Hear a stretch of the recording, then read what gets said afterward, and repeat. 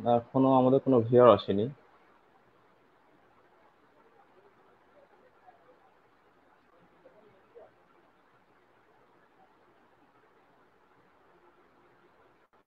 আচ্ছা, যে দেখছেন একটু রেসপন্স করতেন, যদি শোনা যায় তাহলে আমরা লাইভটা শুরু করে দিব, আমাদের সেশন শুরু করে দেব।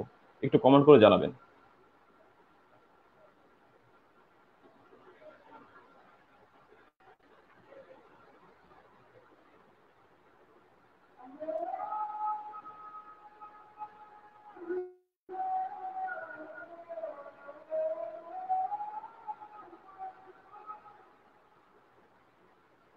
আর যারা দেখছেন একটু কমেন্ট করে জানাবেন শোনা যাচ্ছে কিনা। রেসপন্স করলে আমরা শুরু করে দিব। শোনা যায়? সজীব ভাই, আপনি সম্ভবত দেখছেন। শোনা যায় ভাই? সজীব ভাই, শোনা যায়?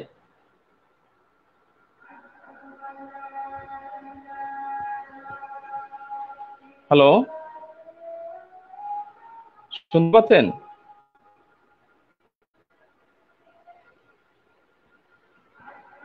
আচ্ছা আচ্ছা, শোনা যাচ্ছে। সবাইকে সালাম জানাচ্ছি, আসসালামু আলাইকুম। আমি ফরিদ আহমেদ। আমরা আসছি যশোর বিজ্ঞান ও প্রযুক্তি বিশ্ববিদ্যালয় ডিবেট ক্লাব থেকে।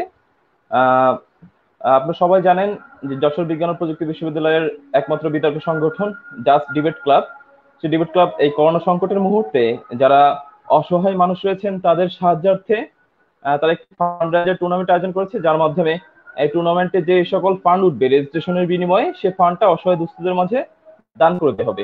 এখন আমরা চেয়েছিলাম যে শুধুমাত্র টুর্নামেন্টটা না হোক, টুর্নামেন্টের সাথে সাথে এই সকল বিতার্কিকদের যে বিতর্ক করতে যে সকল ম্যাটেরিয়ালস দরকার হয় সে সকল সম্পর্কে কিছু সেশন নেওয়ার জন্য তার ধারাবাহিকতায় আমরা আমাদের সেশন শুরু করেছিলাম।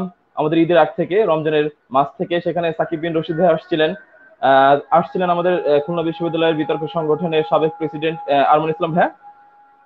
তো আজকে আমরা তেমনই আরেকজন ভালো একজন বিতার্কিক, একজন বিচারক আমরা আনতে যাচ্ছি। আমরা সবাই জানি, আমরা যখন বিতর্ক করি, যখন ন্যাশনাল লেভেল বা ইন্টারন্যাশনাল সার্কিটে যখন ডিবেট করি, প্রত্যেকটা বিতর্কে আমরা জানি যে সেখানে ক্রিমিনাল অপরাধ প্রবণতা এই সকল বিষয় কিছু আসে। তা আজকে আমাদের তেমন একটি সেশন ছিল যে ম্যাটার বিষয়ে, যে ইন্টারন্যাশনাল ক্রিমিনাল সিস্টেম। আজকে এই সেশনটি নিবেন, আমরা সবাই জানি আমাদের খুলনা ডিবেট সার্কিট সহ আমাদের ন্যাশনাল এবং ইন্টারন্যাশনাল সার্কিটে তিনি হচ্ছে দাপটের সহিত জাজমেন্ট করে যাচ্ছেন আমাদের আহ, খুলনার একটি বিশ্ববিদ্যালয়, যে কুয়েট, কুয়েটের ডিবেটিং সোসাইটির সাবেক সভাপতি তানভীরুর রহমান তুনন ভাই। আমরা সরাসরি তুনন ভাইকে ডেকে নিচ্ছি আমাদের স্ক্রিনে। ভাই, হ্যাঁ, কি অবস্থা? এই তো ভাই ভালো, আপনি কেমন আছেন ভাই? এই তো ভালো আছি। তারপর আচ্ছা আচ্ছা, কেমন চলতেছে তোমাদের? এই তো ভাই ভালো চলতেছে ভাই। এবার ঈদটা অন্যরকম ছিল। কেমন কাটালেন ঈদের দিন? হ্যাঁ, না, ভালোই কাটালাম আর কি, পড়াশোনা করে, এই হাবিজাবি করে। ঈদের দিন মা- পড়াশোনা করেছেন, ডিবেট কি করেছেন বা কোথাও জাজমেন্ট করেছেন? ঈদের আগের দিন ছিলাম তাইওয়ানে। ঈদের দিন আর কি হয় নাই। যদি 29 রোজা হতো তাহলে ঈদের দিনও আসলে জাজমেন্ট করা লাগতো তাইওয়ানে। আপনার তো হচ্ছে ভাইয়া, যখনই ফোন করি বা যখনই কন্ট্যাক্ট করার চেষ্টা করি, কখনো বলেন মালয়েশিয়ায় রয়েছি, কখনো তাইওয়ানেও, মানে দেশে কখনো থাকেন না। হ্যাঁ, ভালো হয়েছে আর কি, টিকিট কাটা লাগতেছে না, ফ্রিতে যাওয়া যাচ্ছে। হ্যাঁ, না, আমরা তো হুম, চাচ্ছিলাম এই সময়টাকে কাজে লাগার জন্য একটা টুর্নামেন্ট হুম, আয়োজন করেছি ফান্ডরাইজার। সাথে আমরা চাচ্ছিলাম যে সেখানে যদি আমরা কিছু মেটা সেশন রাখি তাহলে আমাদের হুম, ডিবেটাররাও কিছু উপকৃত হবে। তো রাইট, সে ধারাবাহিকতায় ভাই আমরা আজকে রাখছিলাম যে ইন্টারন্যাশনাল ক্রিমিনাল সিস্টেম। হ্যাঁ, রাইট। তা আমরা সরাসরি সেখানে চলে যাবো আপনার কাছে। তার আগে আমি একটা গল্প শেয়ার করতে চাই ভাই, এইটা নিয়ে আমার সাথে হ্যাঁ, একটা অবশ্যই। ঘটনা ঘটেছিল। আমি ভাইয়া যখন প্রথম ফার্স্ট ইয়ার থাকতে ডিবেট করি, ভার্সিটিতে এসে ফার্স্ট ইয়ার যখন ডিবেট করি, তখন একটা টুর্নামেন্টে গেছি ভাইয়া। সেইখানে আমার অপোনেন্ট যারা ছিল, তার এক বক্তা হঠাৎ করে এমন একটা ডিবেট, সেই ডিবেটে আইসিসির কথা বলতেছে। হ্যাঁ, এখন হ্যাঁ আচ্ছা, আমি তখন পয়েন্ট অফ অর্ডার তুলে ফেলি যে আসলে এই ডিবেটে তো আইসিসি রিলেটেড কোনো কিছুই আসতেছে না, যে ইন্টারন্যাশনাল ক্রিকেট ক্রিকেট কাউন্সিল ঠিক আছে। কিছুতে আসছে না।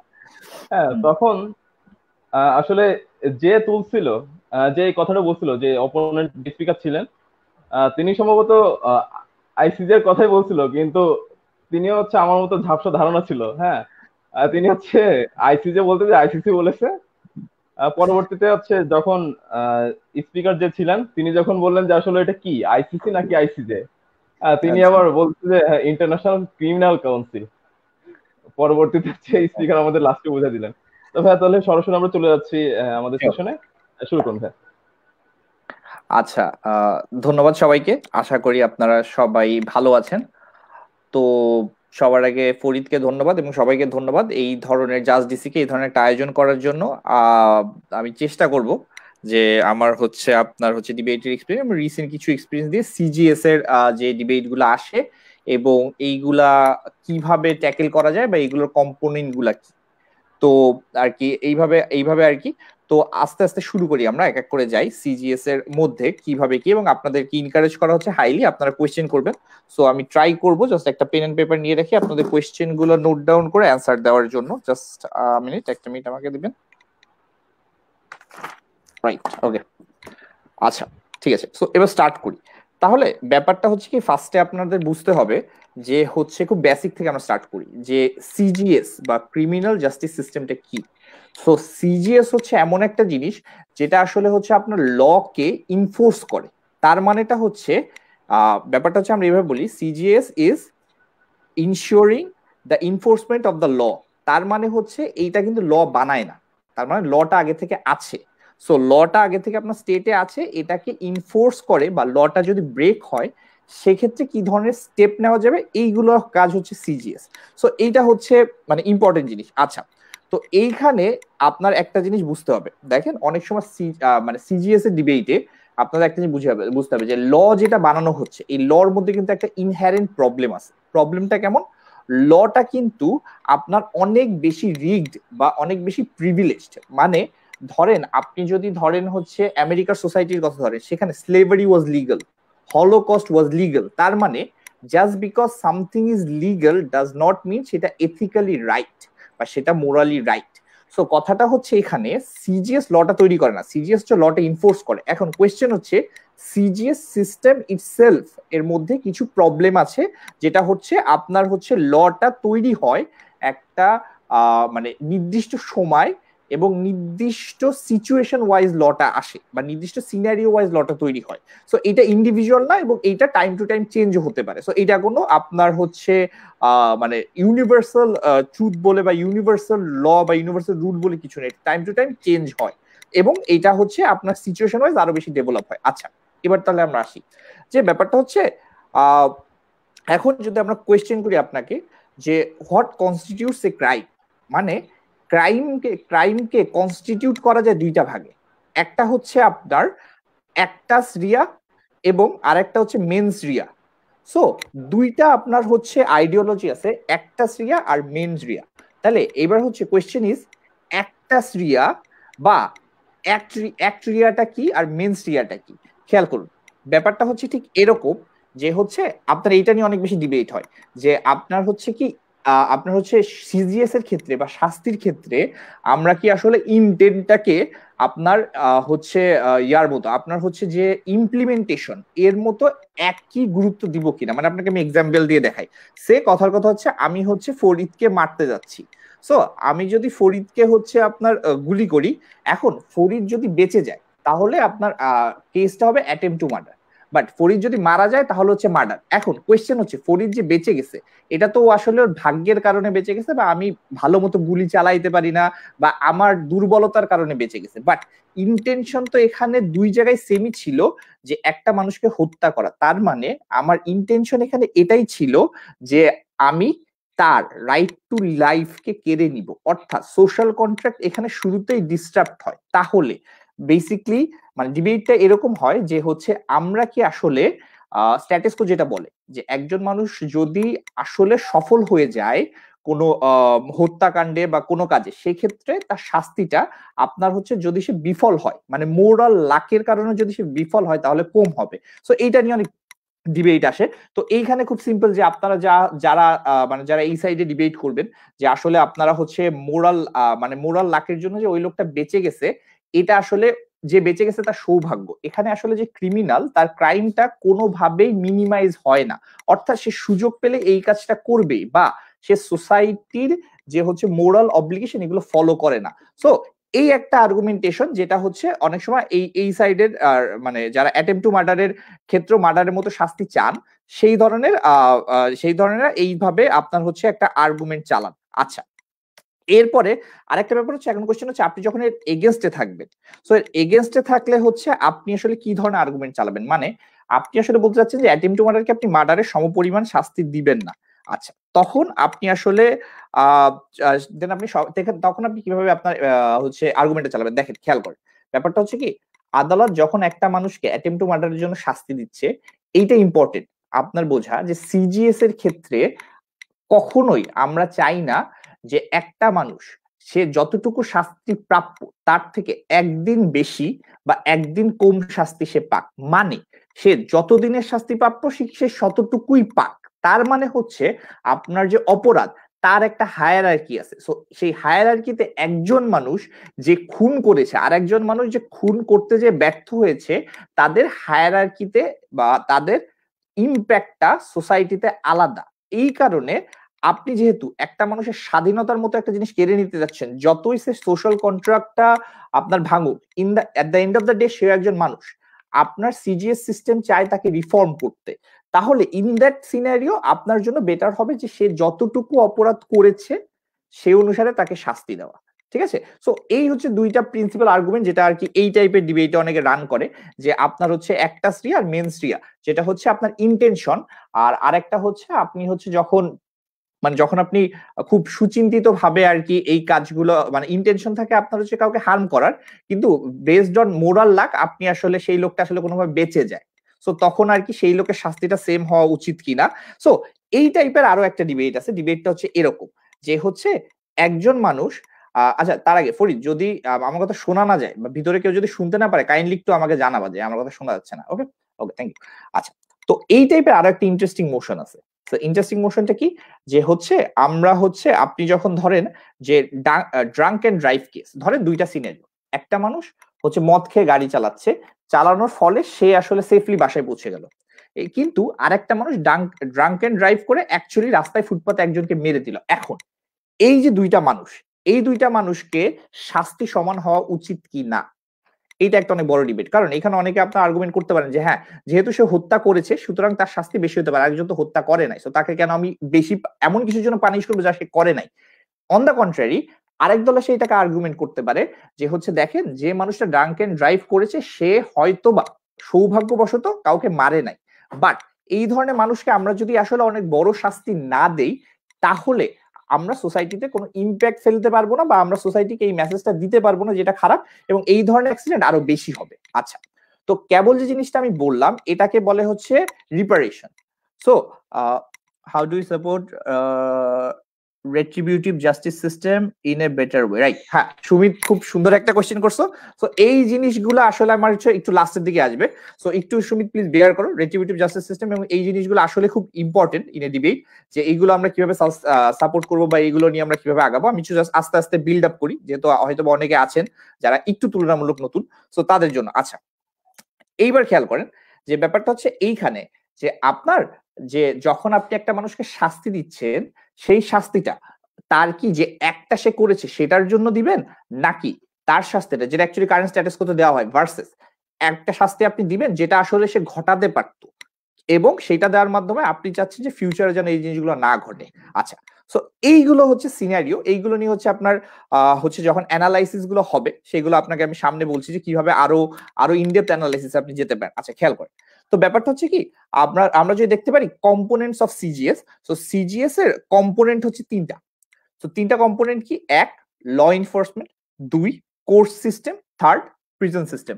মানববিরোধী অপরাধ এবং গণহত্যার মধ্যে পার্থক্য কি? আচ্ছা, হ্যাঁ, সুন্দর কোয়েশ্চেন।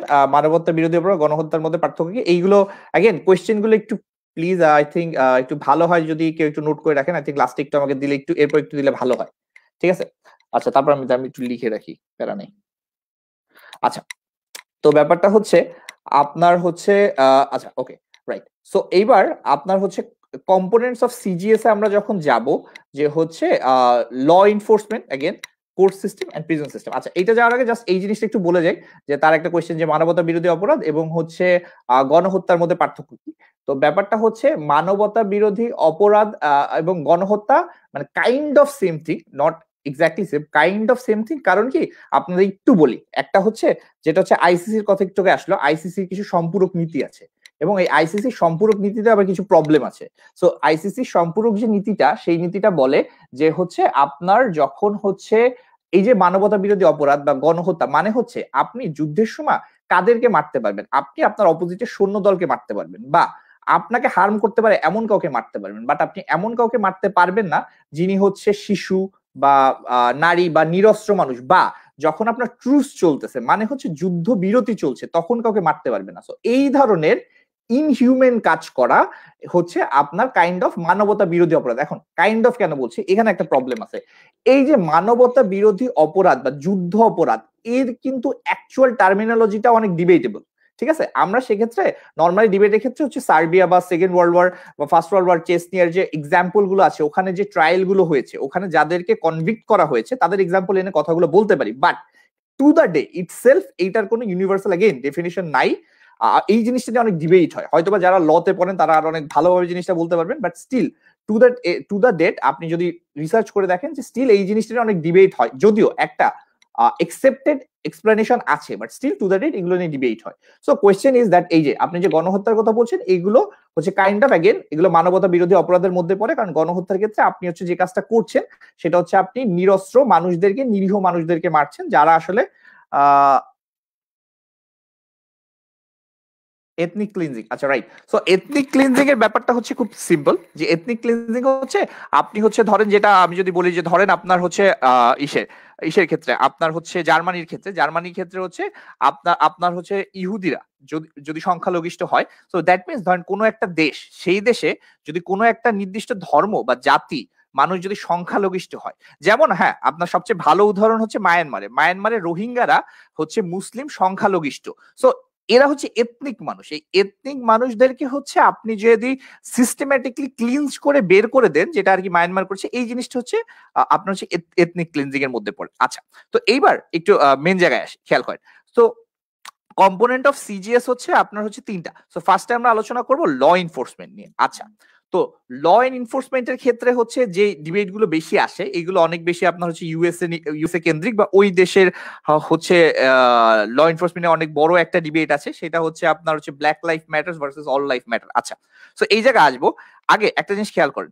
তো এইবার ব্যাপারটা কি আপনার হচ্ছে খেয়াল করেন, আপনার একটা বড় প্রবলেম কি আপনার হচ্ছে ল এনফোর্সমেন্টের ক্ষেত্রে, ল এনফোর্সমেন্টের ট্রেনিং গুলা এমন ভাবে থাকে বা ল এনফোর্সমেন্টের আইডিওলজি গুলো এমন ভাবে থাকে, ইটসেলফ এর মধ্যে কিছু কোহেরেন্ট বায়াসনেস থাকে। যেমন যেমন আপনি দেখবেন যে কোনো দেশের মাইনরিটি গুলা বা যে কোনো দেশের মাইনর পার্সোনাল গুলা অনেক বেশি অ্যারেস্ট হয় কম্পেয়ার টু রিচ পার্সোনাল। কেন? তার কারণটা আপনাকে বলি, একটা এক্সাম্পল দেখাই। দেখেন, সে আপনার দেশে হচ্ছে গাঁজা খাওয়া বা নেশা করা নিষিদ্ধ। এখন আপনি একজন ধনী মানুষ, আপনার নিজের বাসা আছে, বাসার মধ্যে আপনি রুম আটকায় নেশা করছেন, সো কেউ এটা জানতে পারছে না। বাট যে মানুষটা গরিব, তার আসলে মানে সে সে কিন্তু বাসায় বসে নেশা করতে পারছে না, বা তার আসলে সেভাবে কোনো বাসা নেই, বা একসাথে এত মানুষ থাকে তার মধ্যে পরিবারের মধ্যে সম্ভব না। তো সে কি করছে, সে সেম ড্রাগ কম্পোনেন্ট গুলা সে হচ্ছে আপনার কোনো কনস্ট্রাকশন সাইট বা ওপেনে নিচ্ছে, যার ফলে এমন জায়গায় নিচ্ছে যেখানে সে আসলে অনেক ইজিলি ধরা খায়। তার মানে দেখেন, দুইটা মানুষ সেম কাজ করার পরেও কিন্তু সেম পানিশমেন্ট বা সেম জুরিস্ট্রিকশন বা সেম ট্রিটমেন্ট পাচ্ছে না। কেন? কারণ poor are more likely to be get caught compare to rich. So এই যে একটা আপনার হচ্ছে সিচুয়েশন, এর কারণে আপনার হচ্ছে গরিবরা বা যারা ধরেন একটু মাইনর পিপল, সো তারা অনেক সহজে টার্গেটেড হয় by the police or by the law enforcement. এইটা একটা in somewhat some countries these are very much problematic scenario. আচ্ছা, এরপর আপনাকে দেখাই, আপনার হচ্ছে একটা খুব বড় এক্সাম্পল হচ্ছে পুলিশ ব্রুটালিটির এক্সাম্পলটা কি, পুলিশদের ক্ষেত্রে দেখা যায়, আপনার ইউএস এর ক্ষেত্রে জিনিসটা দেখা গেছে, পুলিশদের ক্ষেত্রে তারা অনেক বেশি আপনার হচ্ছে গানশট করে to black minor people compare to white people. আচ্ছা, এইটা কেন? সো এইটা এই কারণে, কারণ তাদেরকে হচ্ছে এই জিনিসটা তারা মানে এইভাবে উপস্থাপন করে যে এইটা আমাদের সেলফ ডিফেন্স, যে যেহেতু black people are more likely to be gangster and have guns, so এই কারণে আমরা নিজের আত্মরক্ষার জন্য তাদেরকে শুট করি এবং আমরা বেশি হস্টাইল হই। যদিও এইখানে প্রবলেমটা হচ্ছে এই জিনিসটা কিন্তু not in all constant true, বা এই যে রেশিয়াল প্রোফাইলিং গুলা এইগুলো কিন্তু অনেক প্রবলেমেটিক, যেটা ইনহেরেন্টলি আপনার হচ্ছে লতে বা ট্রেনিং এর মধ্যে আগে থেকেই থাকে। আচ্ছা, প্রবলেমটা কি আপনাকে দেখাই এখানে। প্রবলেমটা হচ্ছে অনেকটা এরকম, আপনাকে একটা ডিবেটে মোশন দিয়ে অ্যানালিসিস করলে ব্যাপারটা ক্লিয়ার হবে। একটা ডিবেট লাস্ট হচ্ছে আমি অ্যাড করলাম হচ্ছে কানাডায়, সেটা হচ্ছে এরকম ছিল যে this house as US will abolish police union, মানে পুলিশ ইউনিয়নকে হচ্ছে অ্যাবলিশ করবে। তাহলে কোয়েশ্চেন হচ্ছে পুলিশ ইউনিয়নকে কেন অ্যাবলিশ করবে? প্রবলেম গুলো কি দেখেন ইউএস এর পুলিশ ইউনিয়নের। আচ্ছা, যারা হচ্ছে আর কি অ্যাবলিশ করার পক্ষে কথা বলছে গভর্নমেন্ট, তাদের অ্যানালজি গুলো কেমন কেমন আসতে পারে? তাদের অ্যানালজি গুলো এমন আসতে পারে যে যে পুলিশ ইউনিয়ন গুলা, এই পুলিশ ইউনিয়ন গুলা কি করে, যখন কোনো পুলিশ আসলে খারাপ কাজ করে, সো এই ইউনিয়নের কারণে না কেউ স্নিচ করতে পারে না। মানে ব্যাপারটা হচ্ছে আমার পার্টনার একজন পুলিশ, সে একটা খারাপ কাজ করেছে বা সে আনফেয়ার কাউকে বা ভুলভাবে কাউকে গুলি করেছে, আমি কখনো কোর্টে যে তার এগেনস্টে আমি আমার হচ্ছে সাক্ষী দিব না। কারণ যদি আমি সেটা দিই, ইউনিয়ন থেকে তাকে অনেক বেশি আপনার হচ্ছে প্রবলেম ক্রিয়েট করা হয় এবং তাকে আসলে ব্রাদারহুড বা ইউনিটির বাইরে রাখা হয়। তো সেক্ষেত্রে যখন ওই লোকটা প্রবলেমে পড়ে, তো ওই লোকটা এই চিন্তা করে যে হয়তো আমিও ফিউচার প্রবলেমে পড়তে পারি, তখন ইউনিয়ন আমাকে সাপোর্ট দিবে। এই কারণে আপনার হচ্ছে পুলিশ ইউনিয়নে পুলিশ কখনোই স্নিচ করে না, খুব রেয়ারলি স্নিচ করে, একটা কারণ। দ্বিতীয় কারণ দেখেন, পুলিশ ইউনিয়নের যেটা ঘটনা, পুলিশ ইউনিয়ন কিন্তু মাইনরিটিকে ক্লিঞ্চ করছে। তার মানেটা কি? তার মানে মেজরিটির কাছে কিন্তু পুলিশ স্টিল একটা হিরো। তার মানে আমেরিকার হোয়াইট পার্সোনালদের কাছে কিন্তু পুলিশ অনেক ভালো। তার মানে হচ্ছে এইটা যে পুলিশ ইউনিয়নে কিন্তু স্টিল একটা মেজর সাপোর্ট আছে। এখন রাজনীতিবিদরা যে কাজটা করে যে পুলিশ যারা এই যে ইউনিয়ন থাকে এদের কাছ থেকে ইন্ডোর্সমেন্ট নেয়, এদের ইন্ডোর্সমেন্ট নেয় হচ্ছে জেতার জন্য, কিন্তু যখন এরা এই ইন্ডোর্সমেন্ট নিয়ে জেতে, তখন এই সেনেটের লোকরা বা এই ক্যাবিনেটের মানুষগুলা এই পুলিশদের এগেনস্টে স্টেপ নেয় না, কারণ তারা জানে যে তাদের জেতার জন্য এদের ইন্ডোর্সমেন্টটা অনেক দরকার, যেহেতু এরা আপনার হচ্ছে সোসাইটিতে অনেক বেশি সেলিব্রেটেড। আচ্ছা, এইবার ঘটনাটা কি? এইবার পরের ঘটনাটা হচ্ছে আপনার হচ্ছে যখন একটা পুলিশকে আপনি হচ্ছে পুলিশকে যখন হচ্ছে সেলফ প্রোটেকশনের ক্ষেত্রে যখন কেউ মার্ডার করে ফেলে তার কাছে সিজিএস কিভাবে ওয়ার্ক করে। আচ্ছা, সুন্দর একটা কোশ্চেন, এটা আমি একটু লিখে রাখি। সেলফ প্রোটেকশন, রাইট, এটা নিয়ে আসলে একটা খুব মজার ডিবেট আছে আপনার হচ্ছে 2012 সালের ওয়ার্ল্ডস এর। হ্যাঁ, কিছু বলবা? ভাইয়া আমি একটু হ্যাঁ বলছি, হচ্ছে কোশ্চেন গুলো কি সব লাস্ট অ্যান্সার দিবেন? কোশ্চেন গুলো আচ্ছা করতে থাকবো, যদি মানে আনুষঙ্গিক থাকে তাহলে আচ্ছা একসাথে দিয়ে দিব, আর আনুষঙ্গিক না আচ্ছা থাকলে আচ্ছা লাস্টে দিব। ঠিক আচ্ছা আছে? আচ্ছা ভাই, মানে আমার কাছে সব নোট করা থাকছে, তো সমস্যা নেই ভাই, আপনার নোট করা লাগবে না, আমি নোট করা থাকছে আমার কাছে। আচ্ছা, ঠিক আছে, তুমি নোট করছো তাহলে খুব ভালো হয়। ঠিক আছে, থ্যাংক ইউ। আচ্ছা আচ্ছা, সো বেসিক্যালি সেলফ প্রোটেকশন একটা অ্যান্সার ডিবেট হচ্ছে 2012 সালের একটা অ্যাবর্শন ডিবেট ছিল, আপনার হচ্ছে আশিস কুমারের খুব ভালো এক্সাম্পল ছিল, ভালো একটা জিনিস আনসার। আচ্ছা, তো জিনিসটা এবার একটু আসি, যে হচ্ছে ব্যাপারটা হচ্ছে এরকম যে এখন আপনি ধরেন কোর্টে, পরের স্টেপটা কি, কোর্টে যখন আপনি এই পুলিশকে ট্রায়ালে নিবেন, এনাকে কে প্রসিকিউট করবে? এনাকে প্রসিকিউট করবে হচ্ছে পাবলিক প্রসিকিউটর। তাহলে এই যে পাবলিক প্রসিকিউটর যে হচ্ছে এনাকে প্রসিকিউট করছে, এর মধ্যে একটা সমস্যা আছে। সমস্যাটা কি? এই যে পাবলিক প্রসিকিউটর এরা সবসময় পুলিশের সাথে কাজ করে, অর্থাৎ আসামিদের ধরার জন্য পাবলিক প্রসিকিউটরের যে আপনার হচ্ছে আহ ওই যে প্রুফ গুলা লাগে, সেই প্রুফ গুলা টু হোয়াট এক্সটেন্ট এই পুলিশটাই হচ্ছে তাদেরকে এনে দেয়। সো এরা কিন্তু হ্যান্ড ইন হ্যান্ড কাজ করে। সো সেক্ষেত্রে একজন পাবলিক প্রসিকিউটরও চাবে না যে পুলিশের সাথে তার সম্পর্কটা খারাপ করতে। সো এই কারণে এই ইউনিয়ন গুলা আপনার হচ্ছে অনেক ক্ষেত্রে পুলিশদেরকে অনেক ব্রুটাল কাজ করার পরেও সেভ করে। আরো একটা বড় আর্গুমেন্টেশন হচ্ছে এই পুলিশ ইউনিয়ন গুলো অনেক বেশি আর্থিকভাবে স্বাবলম্বী এবং এদের ফেস ভ্যালু এত ভালো যে এরা আসলে বড় বড় লয়ার হায়ার করতে পারে আপনার পুলিশদের জন্য, তাদের সেলফ ডিফেন্সের জন্য। এই জন্য দেখা যায় যে অনেক কেসে যেখানে আসলে আপনার হচ্ছে আপনার অ্যাকচুয়ালি মাইনর ব্ল্যাক পিপলকে আসলেই পুলিশ শর্ট করছে, তারা ওইভাবে আপনার শাস্তিতে আসে না। এইটা হচ্ছে আপনার হচ্ছে অ্যানালাইসিস। আচ্ছা, সিজিএস ইন ডিফারেন্ট সার্কামস্টান্সেস, ওকে ওকে, তো এইটা হচ্ছে একটা হচ্ছে সিস্টেম। এখন প্রবলেমটা কি? প্রবলেমটা হচ্ছে এখন তাহলে আপনি ইউনিয়নটা কেন চাবেন বা ইউনিয়নটা কেন রাখবেন? আচ্ছা, তো ইউনিয়নটা আপনি হচ্ছে এই কারণে রাখবেন, কারণ আপনি যদি হারলেমের দিকে তাকান বা হেলস কিচেনের দিকে তাকান, সরি হেলস না Devil's kitchen maybe, I am not so sure নেমটা, হ্যাঁ, সো এই দিকের গুলো তাকান, এইখানে কিন্তু পুলিশ কমিউনিটি বেস ইমপ্রুভমেন্টের জন্য অনেক কাজ করছে। মানে পুলিশ ইউনিয়নের হেডরাই যখন তারা প্রেসার খাচ্ছে, বুঝতেছে যে এইগুলো ঠিক করা দরকার, তারা ট্রেনিং গুলো ইনহেরেন্টলি অনেক চেঞ্জ করতেছে, যাতে করে এই মানুষগুলা রেশিয়াল প্রোফাইলিং গুলা কম করে, বা ট্রেনিং এ যে ইনহেরেন্ট প্রবলেম গুলো ছিল এগুলো স্বীকার করে অনেক ভালো কাজ করছে বা কমিউনিটি বিল্ড আপ করার চেষ্টা করছে। সো ইউনিয়নের এখানে দরকার আছে, কারণ এই জিনিসটা যেহেতু কিছু কিছু জায়গায় করছে এবং আরো কিছু কিছু জায়গায় এরা এইভাবে করতে থাকবে। সো এইটা একটা অ্যানালজি ইউনিয়নের কেন দরকার। আচ্ছা, এইবার প্রবলেমটা কি, যদি হচ্ছে মাইনর পিপলরা আপনার হচ্ছে পুলিশকে ট্রাস্ট না করে, তাহলে প্রবলেমটাকে খেয়াল করে।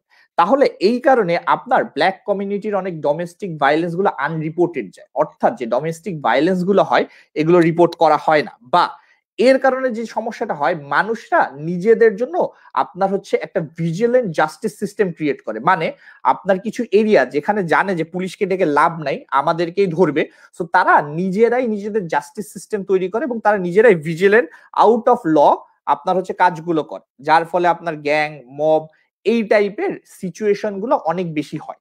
সো এইগুলো আর কি সামওয়াট অফ প্রবলেমেটিক। আমি যদি আপনাকে বাংলাদেশের উদাহরণটাই দিই, ধরেন বাংলাদেশে আপনার বাসায় যদি আজকে 5,000 টাকা বা 10,000 টাকা চুরি হয়, বা সে আপনার বাসায় একটা চুরি হলো, সো আমরা কিন্তু আগে পুলিশে রিপোর্ট করার আগে আগে চিন্তা করি যে আসলে আমার কতটুকু চুরি হয়েছে। So is it worth it to take the hassle যে আমি আসলে পুলিশকে জানাবো?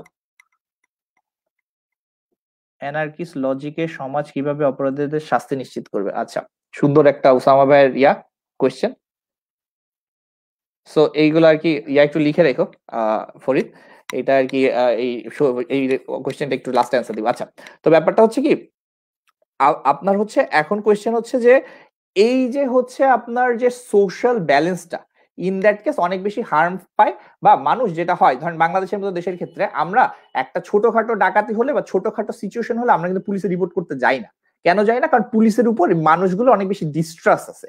সো এইটা একটা প্রবলেম সিজিএস এর, যে ল এনফোর্সমেন্ট যতক্ষণ না পর্যন্ত আনবায়াসলি কাজ করে বা পুলিশ মানুষের বন্ধু, এই জিনিসটা যতক্ষণ না পর্যন্ত তুলে ধরে ততক্ষণ পর্যন্ত সিজিএস এর ইমপ্লিমেন্টেশনটা অনেক হার্ড, কারণ সিজিএস টা first degree to first degree implement করে ল এনফোর্সমেন্ট। আচ্ছা, এইবার সেকেন্ডটা হচ্ছে আপনার হচ্ছে কোর্ট সিস্টেম। সো কোর্ট সিস্টেমটা একটু মজার, একটু খেয়াল করবেন। সো কোর্ট সিস্টেমটা কি, কোর্ট সিস্টেমে দুইটা কোর্ট আছে, একটা হচ্ছে সিভিল ল আর একটা হচ্ছে ক্রিমিনাল ল।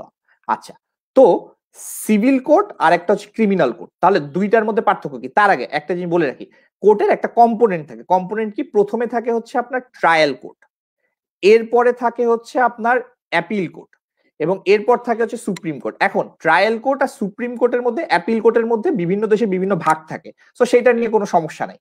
ব্যাপারটা হচ্ছে আপনার যেটা জানতে হবে যে একটা ডিবেটে আপনার হচ্ছে অলওয়েজ ট্রায়াল কোর্টে ফার্স্টে যেতে হয়। মানে ট্রায়াল কোর্ট আপনার কথাগুলো শুনে ডিসিশন নিবে যে আপনার মামলাটা আনা যৌক্তিক কি যৌক্তিক না। তার মানে আপনি যে মামলাটা করছেন এটা আদতেও করা যাবে কিনা বা মামলাটা গৃহীত হবে কিনা, এটা হচ্ছে ট্রায়াল কোর্ট করবে। যদি না হয় ট্রায়াল কোর্ট আপনাকে বলবে যে না এটা সম্ভব না, আপনি হচ্ছে আবার অন্যভাবে মামলাটা করেন বা অন্য জায়গায় মামলাটা করেন।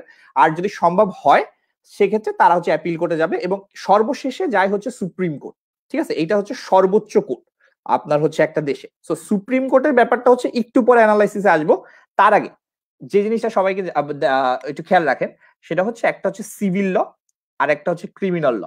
আচ্ছা, works in social contract theory works in the case of CGS। আচ্ছা, এইটা একটু বলে যাই, সেটা হচ্ছে সোশ্যাল কন্ট্রাক্ট থিওরিটা হচ্ছে সিজিএস এর ক্ষেত্রে কিভাবে কাজ করে খেয়াল করেন।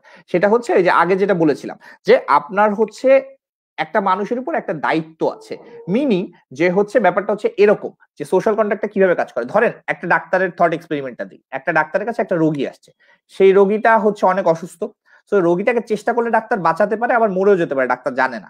বাট তার অন্য রুমে আরো 5টা রোগী আছে, যে 5টা রোগীর 5টা অর্গান লাগবে, যে 5টা অর্গান এই লোকের কাছে আছে, এবং এই লোকের কাছ থেকে সেই 5টা অর্গান যদি সে খুলে মানে নিয়ে নেয় এবং এই লোকটাকে যদি ইচ্ছা করে মৃত্যুর দিকে ঢেলে দেয়, এবং তার ফলে যদি এই অর্গান গুলো ওই মানুষগুলোকে দেয়, তাহলে ওই লোকটা বাঁচবে। সো আমরা যদি চিন্তা করি যে একটা লোকের বিনিময়ে 5টা লোককে বাঁচাচ্ছে, তাহলে তো এটা আরো ভালো, তাহলে প্রবলেমটা কি? সো সোশ্যাল কন্ট্রাক্টটা এখানে কি? সোশ্যাল কন্ট্রাক্ট হচ্ছে এরকম, আমি যখন আমাকে ডাক্তারের হাতে সোপর্দ করছি, আমি ডাক্তারের উপর ওই বিশ্বাসেই সোপর্দ করছি যে আমি নিজের উপর যে পরিমাণ যত্নশীল হতাম, ডাক্তারও আমার উপর সে পরিমাণ যত্নশীল হবে। অর্থাৎ সোশ্যাল কন্ট্রাক্টটা হচ্ছে আমি যখন একটা ডাক্তারকে ট্রাস্ট করছি, সেই ডাক্তারেরও সর্বোচ্চ ট্রাস্টের দিক থেকে বা আমার উপর একটা মোরাল অব্লিগেশন আসে যে এই কাজগুলা মানে আমি এই মানুষের মানে খারাপ হয় এমন কিছু করব না। সো এইটা হচ্ছে আমার হচ্ছে social contract. And question is social contract না থাকলে কি হয়? দেন হচ্ছে আমার উসামা ভাইয়ের ওইদিকে চলে যায় যে সোশ্যাল কন্ট্রাক্ট যখন ব্রেক হয় তখন অ্যানার্কিজম চলে আসে বা অ্যানার্কি সোসাইটি চলে আসে। এটা একটু আলাদা আপনার হচ্ছে আলাদা টাইপের ডিবেট হয়ে যায় যে অ্যানার্কিজমের জায়গাটা কি, ওইটা একটু পরে আসতেছে। আচ্ছা এইবার খেয়াল করেন, সো ক্রিমিনাল ল আর হচ্ছে ক্রিমিনাল কোড আর সিভিল কোডের মধ্যে পার্থক্য কি, এটা একটু খুব মজার। এটা হয়তো অনেকে জানেন অনেকে জানেন না, আর কিছু কিছু আই থিঙ্ক কিছু আপনাদের আইডিয়া আমি অ্যাড করতে পারবো যারা জানেন। সো খেয়াল করেন, ক্রিমিনাল কোর্টে আপনার হচ্ছে পিপল মানে পার্সন ভার্সেস পার্সন মামলা হয়। মানে আপনার মালিক, আপনার কর্মচারী, হচ্ছে আপনার ভাড়াটিয়া, বাড়িওয়ালা, মানে দুইটা মানুষের মধ্যে আপনার হচ্ছে হয় কেস হয়। এইটা হচ্ছে আপনার সিভিল কোর্ট। আচ্ছা ক্রিমিনাল কোর্টে কি হয়?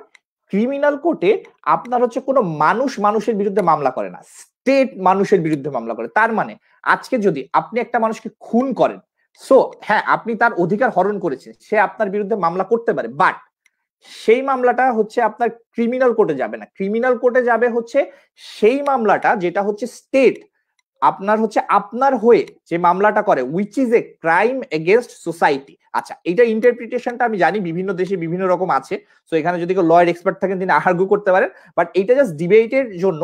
যেটা জেনারেল কেস আর কি, জেনারেল কেস যেটা হচ্ছে আমরা ফলো করি সেটা হচ্ছে ক্রাইম এগেনস্ট সোসাইটি যে জিনিসটা হয় সেইটা হচ্ছে আপনার হচ্ছে স্টেট আর কি মামলা করে। মানে আপনাকে হত্যা করলে সে শুধু আপনার অধিকার ক্ষুণ্ণ করেছে তা না, সে সোসাইটির অধিকারও ক্ষুণ্ণ করেছে এবং সোশ্যাল ব্যালেন্সটা নষ্ট করেছে।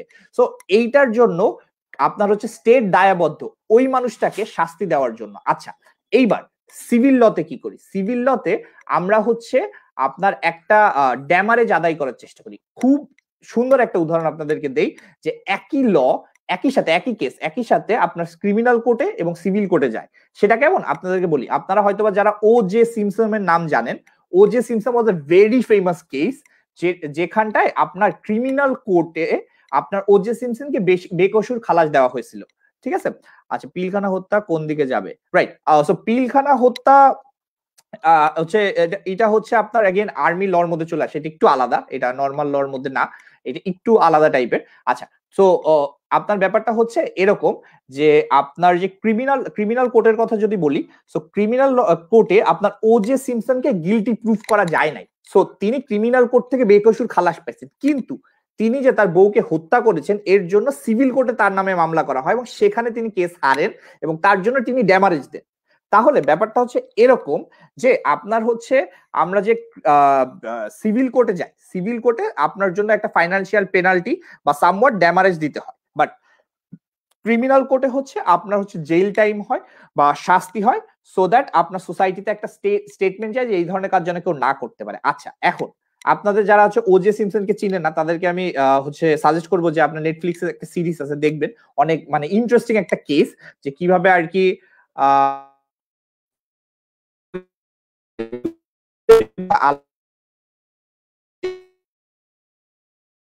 চলে গেল নাকি?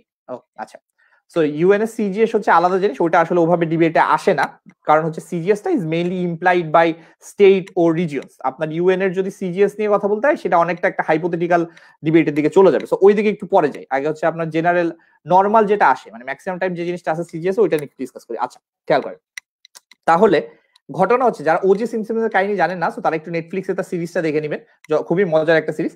আচ্ছা সো O.J. যেটা কাহিনী হয়েছিল আপনার এখানে সবচেয়ে যেটা ইম্পর্টেন্ট, ক্রিমিনাল কোর্ট আর সিভিল কোর্টের মধ্যে সবচেয়ে যেটা ইম্পর্টেন্ট, ক্রিমিনাল কোর্টে আপনাকে প্রুফ করতে হবে that person is beyond any reasonable doubt guilty. মানে এটা অনেক বড় একটা বার্ডেন, মানে কোনো রিজনেবল ডাউট মাথায় থাকতে পারবে না ক্রিমিনাল কোর্টে কাউকে কনভিক্ট করতে হলে। আচ্ছা সিভিল কোর্টে কাউকে কনভিক্ট করতে হলে তাকে ব্যালেন্সিং ডাউট দেখা হবে। সো ব্যালেন্স অফ প্রবাবিলিটি, তার মানে হচ্ছে সিভিল কোড যদি মনে করে ওই মানুষটা 60% ঠিক, এই মানুষটা 40% রং, তাহলে সে 60% ঠিকের দিকে আর কি হচ্ছে balancing punishment and rehabilitation, right? এই জিনিসটাও লাস্টে আসবে, নাইম ভালো কোশ্চেন করছো, এই মডেলটাও লাস্টে আমি দেখাবো, এটা হচ্ছে রিহ্যাবিলিটেশন এবং পানিশমেন্ট নিয়ে। আচ্ছা, সো বেসিক্যালি খেয়াল করে তাহলে হচ্ছে কি হচ্ছে এখানে, ব্যাপারটা হচ্ছে এইভাবে যাচ্ছে যে আপনার সিভিল কোর্টে যদি 51-49% হয়, ইন দ্যাট কেসও আপনার হচ্ছে যে 51% মানে কম্পারেটিভলি যে রাইট তার দিকে আর কি আপনার হচ্ছে একটা রায় আসে, যে বাড়িওয়ালা রাইট বা হচ্ছে শ্রমিক রাইট বা হচ্ছে মালিক রাইট, সো এই ধরনের একটা রায় আসে আপনার হচ্ছে সিভিল কোর্টে। সো সিভিল কোর্টে প্রুফ অফ বার্ডেনটা একটু comparative rather than criminal court. আছে ক্রিমিনাল কোর্টের প্রুফ অফ বার্ডেনের একটা লাস্ট এক্সাম্পল দিব, আপনারা যদি কেউ 12 অ্যাংরি ম্যান সিনেমাটা দেখে থাকেন, সো না দেখলে কাইন্ডলি দেখবেন। সো 12 অ্যাংরি ম্যানের যেটা কাহিনী হয়, 12 অ্যাংরি ম্যানের লাস্টে যে 12 জন লোক জুরিতে থাকে তারা কিন্তু শিওর না যে ও খুন করে নাই, মানে তাদের কাছে এমন কোনো প্রুফ নাই যে ও খুন করে নাই, কিন্তু ও যে খুন করেছে এইটা নিয়ে তাদের যথেষ্ট ডাউট আছে। কারণ এমন অনেক এভিডেন্স তারা আলোচনা করে বের করে যে আসলে এই জিনিসটা ওই ছেলে নাও হইতে পারে। তার মানে দেখেন আপনার হচ্ছে ওই অ্যানালজি থেকে আমি যেটা আপনাদেরকে বুঝাতে যাচ্ছি, এইখানে যদি কম্পারেটিভ অ্যানালাইসিস করেন, কম্পারেটিভলি কিন্তু ওই ছেলেটা যে খুন করেছে সেই প্রুফটা আপনার কাছে বেশি রাদার দেন ও খুন করে নাই, কিন্তু তাদের মাথায় যথেষ্ট ডাউট আছে যে তাকে খুন, সে যে খুন করেছে যে প্রুফগুলো দেওয়া হচ্ছে এর আসলে মানে কিছু লজিক্যাল ফ্যালাসি আছে, বা সেখানে আসলে কিছু অন্যরকম কিছু ঘটতে পারে, বা তাদের আসলে বিয়ন্ড এনি রিজনেবল ডাউট, কোনো ডাউট ছাড়া তাকে আপনার হচ্ছে গিলটি কনভিক্ট করতে পারে না। তার মানে তাদের মাথায় কিছু ডাউট আছে। সো এইখান থেকে হচ্ছে ওই ছেলেটাকে হচ্ছে তারা মুক্তি দেয়। সো এইটা হচ্ছে আপনার ক্রিমিনাল কোর্ট আর সিভিল কোর্টের অনেক বড় একটা ব্যাপার, যে আপনার প্রুফ অফ বার্ডেনটা হচ্ছে কিভাবে কাজ করে। সো এইটা একটা বড় ব্যাপার। আচ্ছা, এরপরে আপনাদের যে জিনিসটা বুঝাতে চাচ্ছিলাম, যে আপনার একটা আদালতে একটা জায়গা সবচেয়ে বড় কোর্ট হচ্ছে সুপ্রিম কোর্ট, এবং ডিবেটে আপনার সুপ্রিম কোর্ট নিয়ে অনেক আলোচনা আসে। সুপ্রিম কোর্ট কেন ইম্পর্টেন্ট, সুপ্রিম কোর্টের কাজটা কি এটা আপনার বুঝতে হবে। আচ্ছা, সো সুপ্রিম কোর্ট আসলে কি করে, সুপ্রিম কোর্ট হচ্ছে যে আপনার হচ্ছে okay right okay right, so supreme কোর্টটা হচ্ছে এইভাবে চলে যে supreme court makes the decision interpreting the constitution of a nation. মানে সুপ্রিম কোর্ট যেটা করে, সে হচ্ছে যখন তার সামনে একটা কেস আসে, কেস আসার পর সে হচ্ছে আপনার কনস্টিটিউশনটাকে রিড করে এবং সে কনস্টিটিউশনের ইন্টারপ্রিটেশন করে। মানে अगेन সে কিন্তু ল বানাচ্ছে না, সে বলছে কনস্টিটিউশনে এই লটা আছে এবং এটার ইন্টারপ্রিটেশনটা হচ্ছে এই, সো ওইটার বেসিসে এই জিনিসটা চলে কি চলে না। তার মানে সুপ্রিম কোর্ট কোন টাইপের জিনিসের রায় দেয়, সুপ্রিম কোর্ট হচ্ছে যেমন ইউএসএ গে ম্যারেজের জন্য যে রায়টা সেটা সুপ্রিম কোর্ট দিয়েছে। তারপর হচ্ছে আপনার আপনার ধরেন যে ইমিগ্রেন্ট পলিসি বা বড় বড় যে কেসগুলো বা অ্যাবর্শন রাইটটা, এটা আপনার সুপ্রিম কোর্ট দিয়েছে। সো এই যে বড় বড় রায়গুলো এইগুলো হচ্ছে সুপ্রিম কোর্ট দেয়। সো এই জন্য মানে হচ্ছে সুপ্রিম কোর্টে আসলে এই টাইপের মানে স্টেটের ফিউচার ইন্ডিকেট করে এই টাইপের কেসগুলো হচ্ছে সুপ্রিম কোর্টে যায়। আচ্ছা, এইবার খেয়াল করেন তো ইউএস সুপ্রিম কোর্টের সিস্টেমটা কি। ইউএস সুপ্রিম কোর্টের সিস্টেম হচ্ছে যে একটা মানুষকে যখন তারা সুপ্রিম কোর্টে জাজ নিয়োগ করে, সে যতক্ষণ না পর্যন্ত রিটায়ার্ড নিবে মারা যাবে সে সেখানে জাজ হিসেবে থাকবে। আচ্ছা, এইখানে প্রবলেমটা কি, প্রবলেমটা হচ্ছে ইউএস সুপ্রিম কোর্টে ট্রাম্প আসার আগে 9 জন জাজ ছিল। সো 9 জনের মধ্যে 4 জন ছিল হচ্ছে লিবারাল, 4 জন ছিল কনজারভেটিভ, আচ্ছা একজন ছিল সুইং জাজ। সো এই কারণে ডিসিশন গুলো অনেক ব্যালেন্স আসতো। প্রবলেমটা হচ্ছে ওই সুইং জাজ মানুষটা যখন ট্রাম্পের আমলে রিটায়ার্ড করে, তিনি আরেকজন জাজকে নিয়ে আসেন, তিনি হচ্ছে মাত্রাতিরিক্ত কনজারভেটিভ। তো এখন আপনার হচ্ছে স্কেলটা হচ্ছে 5-4 আছে। এইবার নেক্সট ইলেকশন अगेन যদি ট্রাম্প জিতে বা যদি কনজারভেটিভরা আসে, সো আপনার হচ্ছে যে লিবারাল জাজ আছেন তার মধ্যে 1-2 জন এমন আছেন যারা আসলে অনেক বয়স্ক হয়ে গেছে। So they are trying hard not to die or not to retire, যাতে করে তারা যদি এখন মারা যান বা হচ্ছে রিটায়ার্ড করেন তাহলে তাদের জায়গায় এখন এমন একজনকে জাজ হিসেবে সুপ্রিম কোর্টের জাজ হিসেবে আনা হবে যে আসলে for the next 20-30 years US এর অনেকটা ফিউচার আপনার হচ্ছে ডিসাইড করবে। কারণ সুপ্রিম কোর্টে হচ্ছে এই ধরনের জিনিসগুলো নিয়ে হচ্ছে আপনার কাজ হয়, এবং আপনার হচ্ছে অ্যাবর্শন রাইটটাকে হ্যাম্পার করার জন্য এখনো আপনার হচ্ছে রিপাবলিকানরা অনেক ধরনের কাজ করে যাচ্ছে। সো তাদের there is a lot to play. আপনার ইমিগ্রেশন পলিসিকে হার্ড করার জন্য, আপনার হচ্ছে ইমিগ্রেন্টদেরকে তাড়ানোর জন্য there is lot to play. আপনার হচ্ছে এইবার ইলেকশনে কে জিতবে, কারণ সে তার পছন্দ মতো সুপ্রিম কোর্টের জাজ সিলেক্ট করতে পারবে। এবং যেহেতু এখন ইউএস এর পলিসিটা বা ইউএস এর পলিটিক্সটা এখন অনেকটা কার্টেন্স আউট, মানে এখন কোনো মিডিল গ্রাউন্ড নেই, এখন আইদার আপনি লিবারাল বা কনজারভেটিভ, এটা অনেক বড় আকারে কালার হয়ে গেছে। সো এখন আসলে কেউ মানে সেফ খেলবে না, সবাই তাদের বেস্টটা খেলতে যাবে। সো এই জন্য নেক্সট ইলেকশনটা ইউএস এর অনেক বেশি ক্রিটিক্যাল, যে কে আসবে, কারণ সে অনেকটা ডিসাইড করবে যে আপনার জাজ কে হবে সুপ্রিম কোর্টের। আচ্ছা, তো ইউএস এর সুপ্রিম কোর্টের হিট মোমেন্টে, right, heat of the moment, right, again এটাও আসবে। যাক, নাইম যতগুলো কোশ্চেন করতেছে ম্যাক্সিমামই আসবে নাইম। সো আমি হচ্ছে যখন এর পরের কম্পোনেন্ট আলোচনা করব সেগুলো আসবে, যে হিট অফ দ্য মোমেন্টে বা প্যাশন ক্রাইম গুলো কিভাবে কি হয়। ওকে, তো ব্যাপারটা হচ্ছে, সো ইউএস এর ক্ষেত্রে যেটা হয়, যে ইউএস এর ক্ষেত্রে হচ্ছে আপনার যে সুপ্রিম কোর্টের জাজ, তার আসলে কোনো অ্যাকাউন্টেবিলিটি নাই, he is the highest personal.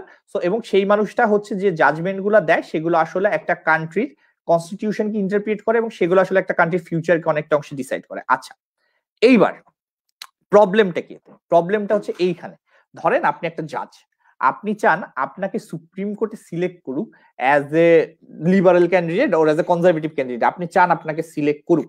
So এই সময় জাজদের একটা ইনসেন্টিভ থাকে, যে যখন একটা কেস আসে, সো সে চেষ্টা করে অনেক বেশি কনজারভেটিভ ডিসিশন দেওয়ার বা অনেক বেশি লিবারেল ডিসিশন দেওয়ার, যাতে করে তার রেকর্ডটা, তার মানে যেহেতু ইউএস এর প্রেসিডেন্ট আর কি হচ্ছে আপনার ডিরেক্টলি আপনার হচ্ছে সুপ্রিম কোর্টের জাজকে নিয়োগ দেয়, সো ইট ইজ হাইলি পলিটিক্যালাইজড, যে হচ্ছে তার পছন্দের ক্যান্ডিডেটকে, বা তারা মনে করে যে যে মানুষটা অনেক বেশি আপনার হচ্ছে লিবারাল বা অনেক বেশি কনজারভেটিভ তাকেই তারা দিবে। সো এই জন্য তারা চেষ্টা করে, অনেক সময় তারা একটা ইনসেন্টিভ থাকে তাদের কাছে, যে তারা এই ধরনের ক্যারেক্টারাইজ দেখাবে, যে একটু ক্রিমিনালের উপর বেশি হার্ড হবে বা একটু ক্রিমিনালের উপর বেশি সফট হবে, ঠিক আছে। সো এই ধরনের একটা ইনসেন্টিভ তাদের কাছে থাকে, যাতে করে তারা সিলেক্টেড হতে পারে আপনার হচ্ছে পরবর্তী ইসের জন্য, পর্যায়ের জন্য। আচ্ছা, এরপর হচ্ছে আপনার হচ্ছে, এরপর যদি আপনারা দেখেন, তো এই পরে আপনার ব্যাপারটা কি, সিজিএস এর আর একটা কোর্ট সিস্টেমে আর একটা বড় প্রবলেম, কোর্ট সিস্টেমে একটা বড় প্রবলেম, যেটা অনেক ডিবেট হয়, যেটা হচ্ছে আপনার যাদের টাকা বেশি তারা কি করে, তারা অনেক ভালো লয়ার সিলেক্ট করে।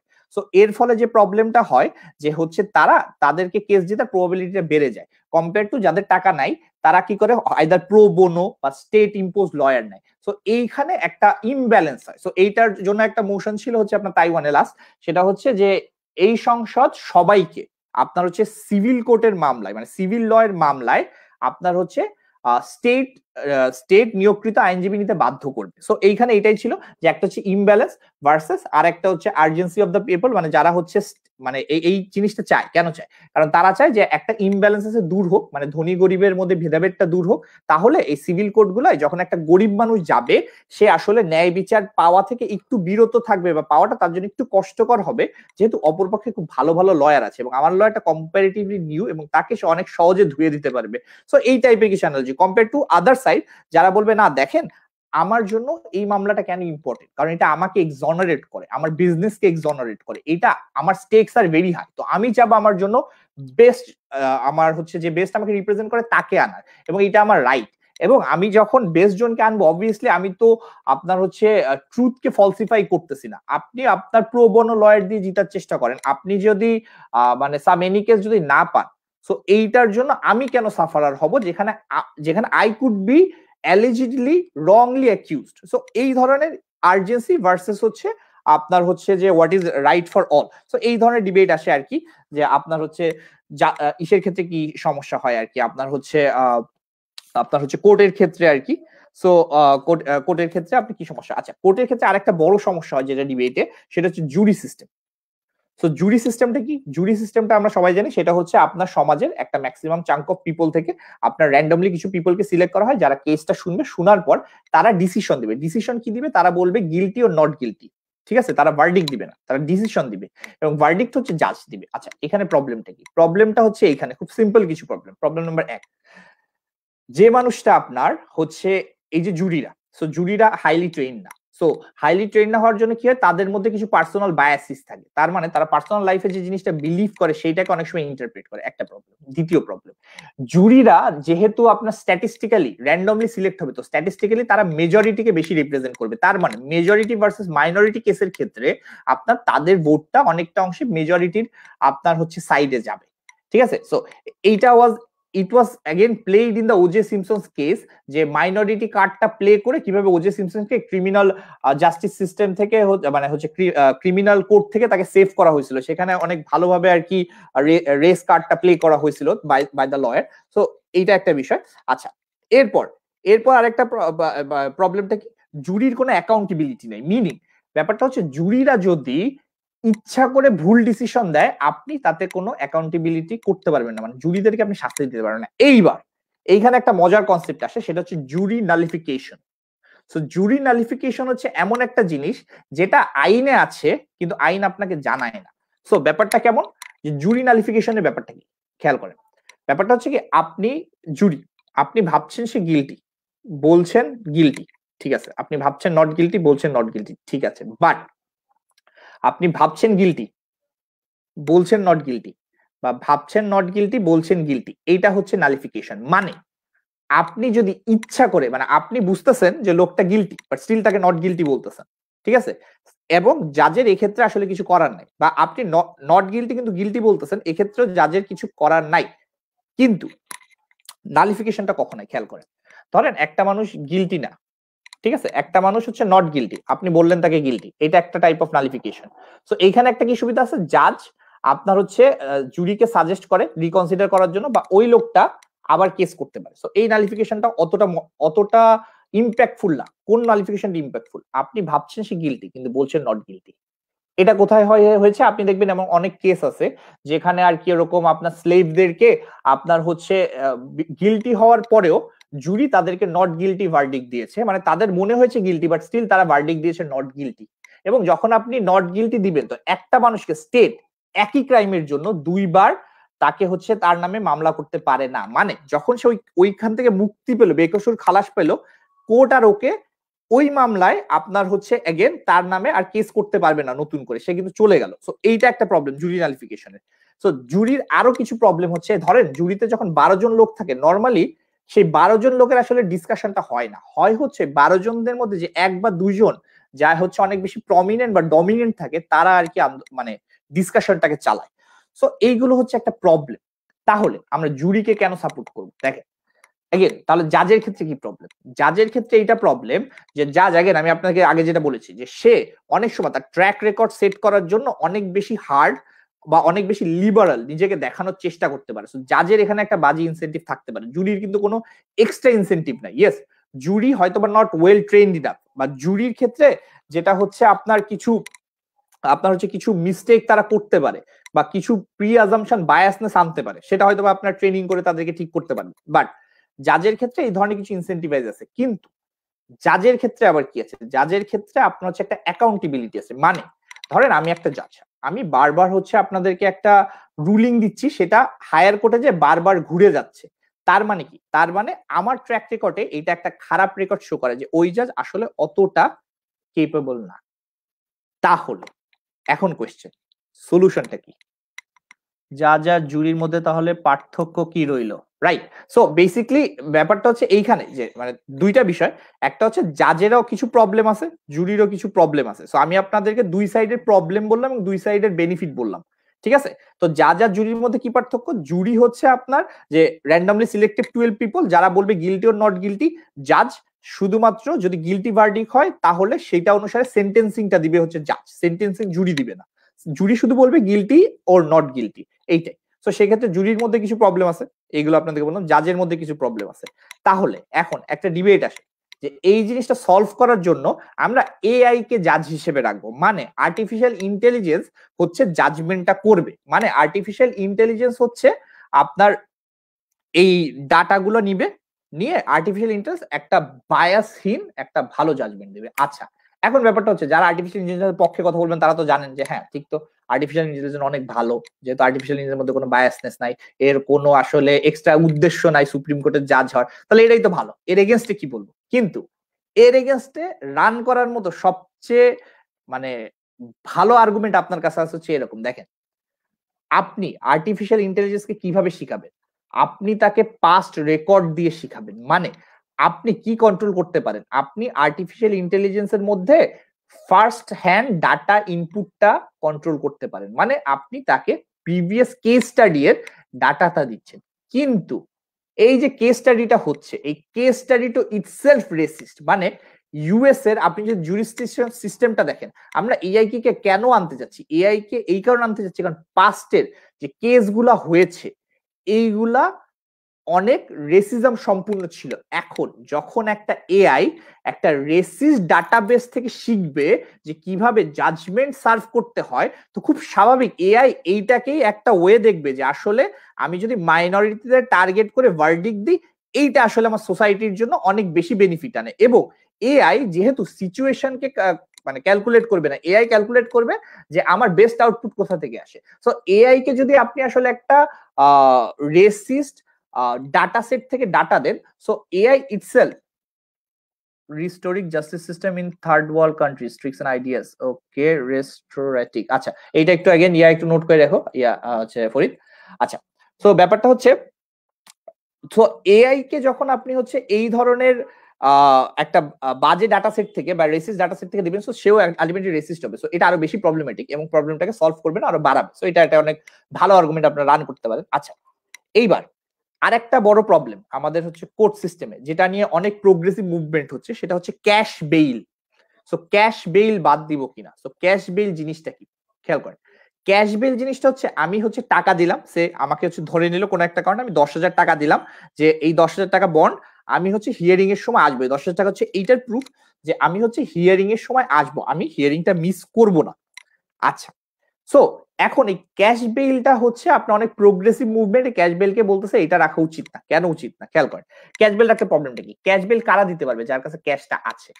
সো এই ক্ষেত্রে যেটা হয়, অনেক গরিব মানুষ যার কাছে 10,000 20,000 বা 30,000 টাকার ক্যাশ দিয়ে বেইল নেওয়ার সামর্থ্য নেই, সে আসলে জেলে থাকে। কম্পেয়ার টু যে ধনী, সে আসলে বেরোয় যায়। আচ্ছা, এখন প্রবলেম হচ্ছে যে কারণে আমরা ক্যাশ বেইলটা নেই যাতে ওই লোকটা পালায় না যায়। সো এই গরিব মানুষটাও কিন্তু এট the end of the day একটা কমিউনিটিতে থাকে। এই গরিব মানুষটার কিন্তু বাবা মা আত্মীয় স্বজন আছে। সো এই গরিব মানুষটা আসলে কোথাও পালায় যাবে না, সে তার সোসাইটি ছেড়ে কোথাও যাবে না। সো এখন ব্যাপারটা হচ্ছে কি, তাহলে হচ্ছে আমাদের বুঝতে হবে যে এখন আমার হাতে দুইটা উপায় আছে। একটা হচ্ছে আমি যদি টাকা নিই, সো টাকা নিলে যে জিনিসটা হচ্ছে সে একটা ইনসিউরিটি পাওয়ার চেষ্টা করছে যে ওই লোকটা আসবে, বাট এইটা রিচদের ক্ষেত্রে যতটা সহজ, গরিবদের ক্ষেত্রে অতটা না। এইবার ইউএসএ তে আপনার ম্যাক্সিমাম মানুষ কোর্ট ডেট মিস করার কারণ কি, কোর্ট ডেট মিস করার দুইটা কারণের একটা হচ্ছে তাদের কোর্ট পর্যন্ত যাওয়ার ভাড়া না থাকা, এবং দ্বিতীয় আর একটা কারণ হচ্ছে তার চাইল্ড কেয়ার সাপোর্ট না করতে পারে, চাইল্ড সাপোর্ট কেয়ারটা অ্যাফোর্ড না করতে পারে। মানে সে যে তার বাচ্চাকে একটা জায়গায় রেখে আসবে এই টাকাটা সে অ্যাফোর্ড করতে পারে না। তাহলে আপনি যখন ক্যাশ বেইলটা নিচ্ছেন তার কাছ থেকে, মিনিং সে আরো মানে তাকে আরো বেশি ভালনারেবল করে দিচ্ছেন ওই চাইল্ড কেয়ার সাপোর্টটা পে করার জন্য, মানে সে মিস করতে আরো বেশি প্রবাবিলিস্টিক। ঠিক আছে, তাহলে সলিউশনটা কি? তাহলে এখন ব্যাপারটা হচ্ছে অনেকে अगेन সেম অ্যানালজি রান করেন এখানে, যে হচ্ছে আপনার ক্ষেত্রে আমরা এআই দিয়ে বা অ্যালগোরিদম দিয়ে এই ক্ষেত্রে আমরা করতে পারি। বাট সেম কথা হচ্ছে, অ্যালগোরিদম যখন আপনি দিবেন, সে যে ডাটা সেট পাচ্ছে ইউএসএ তে, ইনহেরেন্টলি সেই ডাটা সেটটা অনেক বেশি হচ্ছে আপনার রেসিস্ট।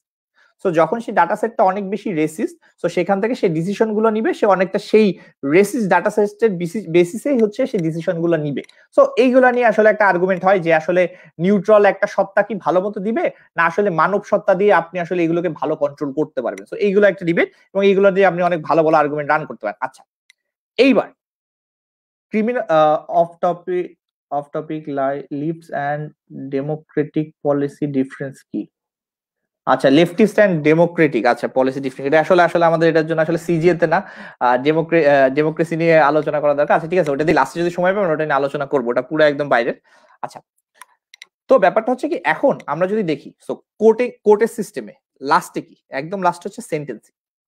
তাহলে সেন্টেন্সিংটা কিভাবে কাজ করে? সো সেন্টেন্সিং এর ক্ষেত্রে কিছু ব্যাপার আছে। একটা হচ্ছে অ্যাগ্রেভেটিভ ফ্যাক্টরস, মানে যে জিনিসগুলো করলে আপনার শাস্তির পরিমাণ বেড়ে যায়। মানে ব্যাপারটা খেয়াল করেন, ব্যাপারটা কিন্তু এরকম না যে আপনি এই কাজ করলে ফিক্স এই শাস্তি, শাস্তির একটা রেঞ্জ থাকে, এই রেঞ্জের মধ্যে আপনি যে কোনো একটা শাস্তি পেতে পারেন। এখন এই শাস্তিটা মানে জাজ কি সর্বোচ্চটা দিবে না হচ্ছে সর্বনিম্ন দিবে না মিডিলের একটা দিবে, এটা কিসের উপর ডিপেন্ড করে? এটা কয়েকটা জিনিসের উপর ডিপেন্ড করে, খেয়াল করেন। সেটা যদি আপনার যদি রিপিট অফেন্স হয়, মানে আপনি যদি একই কাজের জন্য বারবার জাজের সামনে আসেন একই অপরাধের জন্য, তখন আপনাকে সে বেশি শাস্তি দিবে। দুই, আপনি যদি ভালনারেবল ভিকটিমকে হচ্ছে আপনি টার্গেট করেন, মানে ধরেন আপনি হচ্ছেন একজন সে হচ্ছে ফরিদ হচ্ছে একজন কি বলে যে 420, ঠিক আছে, তো ফরিদ হচ্ছে একজন 420, কিন্তু সে সমাজে সবার কাছ থেকে হচ্ছে টাকা চুরি করে, ঠিক আছে, সেখানে নাইম হচ্ছে শুধুমাত্র বয়স্ক লোকদের টার্গেট করে। সো ব্যাপারটা হচ্ছে ফরিদ আর নাইমের মধ্যে তাহলে পার্থক্য কি? পার্থক্যটা এইখানে যে ফরিদ যাদের কাছ থেকে নেয় তারা যতটা ভালনারেবল কম্পেয়ার টু নাইম যাদের কাছ থেকে নেয়, এই মানুষগুলো অনেক বৃদ্ধ, এই মানুষগুলো আসলে নিজেদেরকে সেলফ ডিফেন্স করতে অনেক বেশি অক্ষম। সো এই জিনিসগুলোকে এরা হচ্ছে আরো বেশি ভালনারেবল। সো এই মানুষগুলোকে যখন আপনি হচ্ছে টার্গেট করেন, সো তখন আপনার সেন্টেন্সিং এর মাত্রাটা বেড়ে যায়। আচ্ছা, এরপরটা কি? এরপর হচ্ছে লিডারশিপ রোল। মানে হচ্ছে ধরেন আপনি হচ্ছে একটা ডাকাতি করেছেন, ডাকাতির মধ্যে যে লিডার ছিল সে একটু বেশি শাস্তি পাবে, সবচেয়ে বেশি শাস্তি পাবে, cause he was the master planner এবং তার আইডিওলজিতে সবাই ছিল। লিডারশিপ রোল যে সে আসলে বেশি শাস্তি পাবে, এটা খুব মানে ভালোভাবে আপনারা বুঝতে পারছেন। আচ্ছা, এরপরে আপনার হচ্ছে হেট ক্রাইম। সো হেট ক্রাইম গুলো কি? আই থিঙ্ক এটা নিয়ে কিছু কোয়েশ্চেন আসছে। হেট ক্রাইম গুলো কি? হেট ক্রাইম গুলো হচ্ছে আপনার হচ্ছে সে হচ্ছে আপনি যে আপনার মাইনর যে রিলিজিয়ন, সো এদের এগেনস্টে হচ্ছে আপনি হচ্ছে কাজ করলে হেট ক্রাইম। আপনি হচ্ছে মাইনর কমিউনিটি বা রেস কমিউনিটির এগেনস্টে নেন, সে আপনি যদি বাংলাদেশি হয়ে আপনি যদি এখন যারা পাহাড়ি বা যারা হচ্ছে ইন্ডিজিনাস গ্রুপ তাদেরকে হচ্ছে আপনি রেশিয়ালি প্রোফাইল করেন, ঠিক আছে, বা যারা নাম্বারে কম তাদেরকে যদি আপনি রেশিয়ালি প্রোফাইল করেন, বা আপনি যদি নিজেকে অনেক বেশি সুপিরিয়র মনে করেন, তাদেরকে লুক ডাউন আপন করেন এবং তাদেরকে প্রতিটা জায়গায় হচ্ছে মানে তাদের অধিকারগুলো কেড়ে নেওয়ার চেষ্টা করেন, এটা হচ্ছে হেট ক্রাইম। সো হেট ক্রাইম গুলোর ক্ষেত্রে আপনার শাস্তিগুলো একটু বড় হয়। আচ্ছা, এরপর আপনার হচ্ছে এরপর হচ্ছে সার্কামস্ট্যান্স।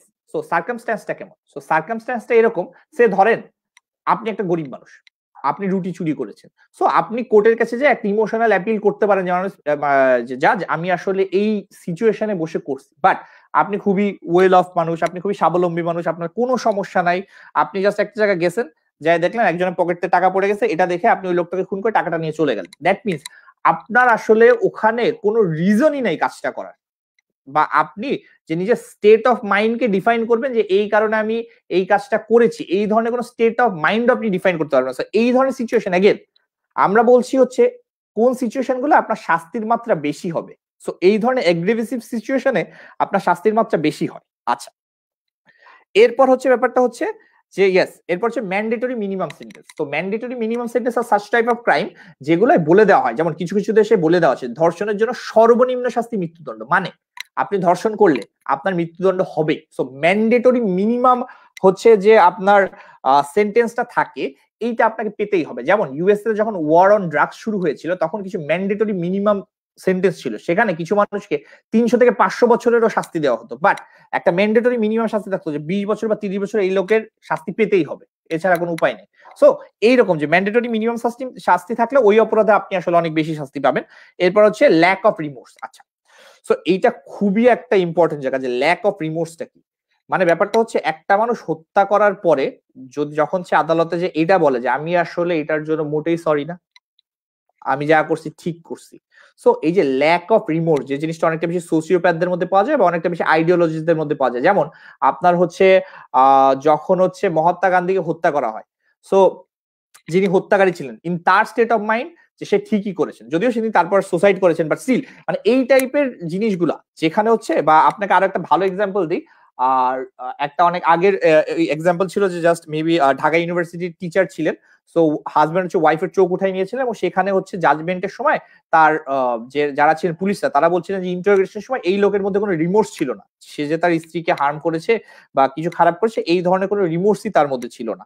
সো এই ল্যাক অফ রিমোর্স থাকলে হচ্ছে আপনার শাস্তিটা অনেক বেশি হবে। আচ্ছা, এরপর হচ্ছে আপনার মিটিগেটরি ফ্যাক্টর, অর্থাৎ কোন ক্ষেত্রে আপনার শাস্তিটা একটু কমে আসে বা শাস্তির রেঞ্জের মধ্যে আপনাকে নিচের দিকে শাস্তি দেওয়া হয়, সেটা হচ্ছে আপনার lack of prior criminal record. মানে হচ্ছে আপনি যদি প্রথমবারের মতো ক্রাইম করেন সেক্ষেত্রে জাজ অনেক বেশি সিম্প্যাথিক হয়, আপনাকে চান্স দিতে পারে যদি সেই ধরনের ক্রাইম হয়। আচ্ছা, এবার হচ্ছে ক্যাপাবিলিটি অফ, আচ্ছা এরপর হচ্ছে ক্যাপাবিলিটি অফ ভিকটিম। আচ্ছা, তার মানে হচ্ছে কালপাবিলিটি অফ ভিকটিম, তার মানে হচ্ছে ওই কাজে ভিকটিমের রোল কি ছিল, মানে হচ্ছে মাইনর রোল ইন অফেন্স। তার মানে হচ্ছে যে ধরেন একটা মানে গ্যাংয়ের কাজ, সেখানে আপনি আসলে অনেক নিচের পর্যায়ে কাজ করছেন, মানে একদল ডাকাতি করতে আপনি যেটা করতেন আপনি পাহারা দিতেন। সো ব্যাপারটা হচ্ছে খারাপ কাজের মধ্যে আপনি হচ্ছে সবচেয়ে নিচে স্তরে, সেক্ষেত্রে আপনার একটা চান্স আছে শাস্তিটা একটু কম পাওয়ার। আচ্ছা, এরপর পাস্ট সার্কামস্ট্যান্সটা কি? পাস্ট সার্কামস্ট্যান্সটা এভাবে হাউজে প্লে করা হয় যে এই মানুষটা আসলে একটা ব্রোকেন ফ্যামিলি থেকে আসছে, এই মানুষটা একটা অ্যাবিউসিভ ফ্যামিলি থেকে আসছে। সো এ যে আজকে মেন্টালি যে ট্রমাটাইজ বা এই যে কাজগুলো করছে, মেন্টালি সিক হয়ে যে কাজগুলো করছে, এইটার জন্য সামওয়াট স্টেট দায়ী। কারণ স্টেটের একটা দায়িত্ব ছিল এর একটা বেটার ব্রট আপ বা বেটার কেয়ার ইনশিওর করা, যে জিনিসটা আসলে এই মানুষটা পায় না। সো এবং এইটা স্টেট আইডেন্টিফাই না করতে পারা বা স্টেট তাকে এই সুবিধাটা না দিতে পারে, এটা সামওয়াট স্টেটের দায়বদ্ধতা আছে। এরপর আরেকটা হচ্ছে সার্কামস্ট্যান্সটা কেমন, যে আপনাকে প্রভোক করা হয়েছে কিনা, মানে আমি আপনাকে গালাগালি দিলাম যাতে আপনি আমাকে ঘুষি মারেন, ইন দ্যাট কেস আপনি বলতে পারেন যে আমি আসলে তাকে ঘুষিটা মারতাম না যদি সে আমাকে প্রভোক না করতো। আচ্ছা, এরপর হচ্ছে আপনার হচ্ছে মেন্টাল হেলথ, আর একটা হচ্ছে জেনুইন রিমোর্স। সো মেন্টাল হেলথটা কেমন? মেন্টাল হেলথটা সেম, যে আপনি আসলে মেন্টাল হেলথটা কি, আপনি আসলে মানসিকভাবে ভারসাম্যহীন কিনা, যদি হন ইন দ্যাট কেস আপনাকে অ্যাসাইলামে পাঠানো হয় শাস্তিটা ফিক্স করে, যেহেতু আপনি আসলে ওই খারাপ কাজের গুরুত্বটা বুঝতে আসলে সক্ষম না। সো এইটা একটা বিষয়। আরেকটা হচ্ছে জেনুইন রিমোর্স, যেখানে হচ্ছে জাজ দেখে যে আসলে ওই লোকটা বুঝতে পারছে যে সে অনেক খারাপ কাজ করছে, সো ইন দ্যাট কেস জাজ চাইলে তার শাস্তিটা কমাই দিতে পারে। আচ্ছা, এইবার হচ্ছে ডিবেটের সবচেয়ে ইম্পর্টেন্ট পার্ট এবং আমাদের লাস্টের পার্ট, সেটা হচ্ছে গোলস অফ সিজিএস। তাহলে সিজিএস এর গোলগুলা কি? সিজিএস এর গোলগুলা কি খেয়াল করেন। সিজিএস এর প্রথম গোল হচ্ছে ইনক্যাপাসিটেশন, ঠিক আছে? ইনক্যাপাসিটেশন হচ্ছে আমার সিজিএস এর ফার্স্ট গোল।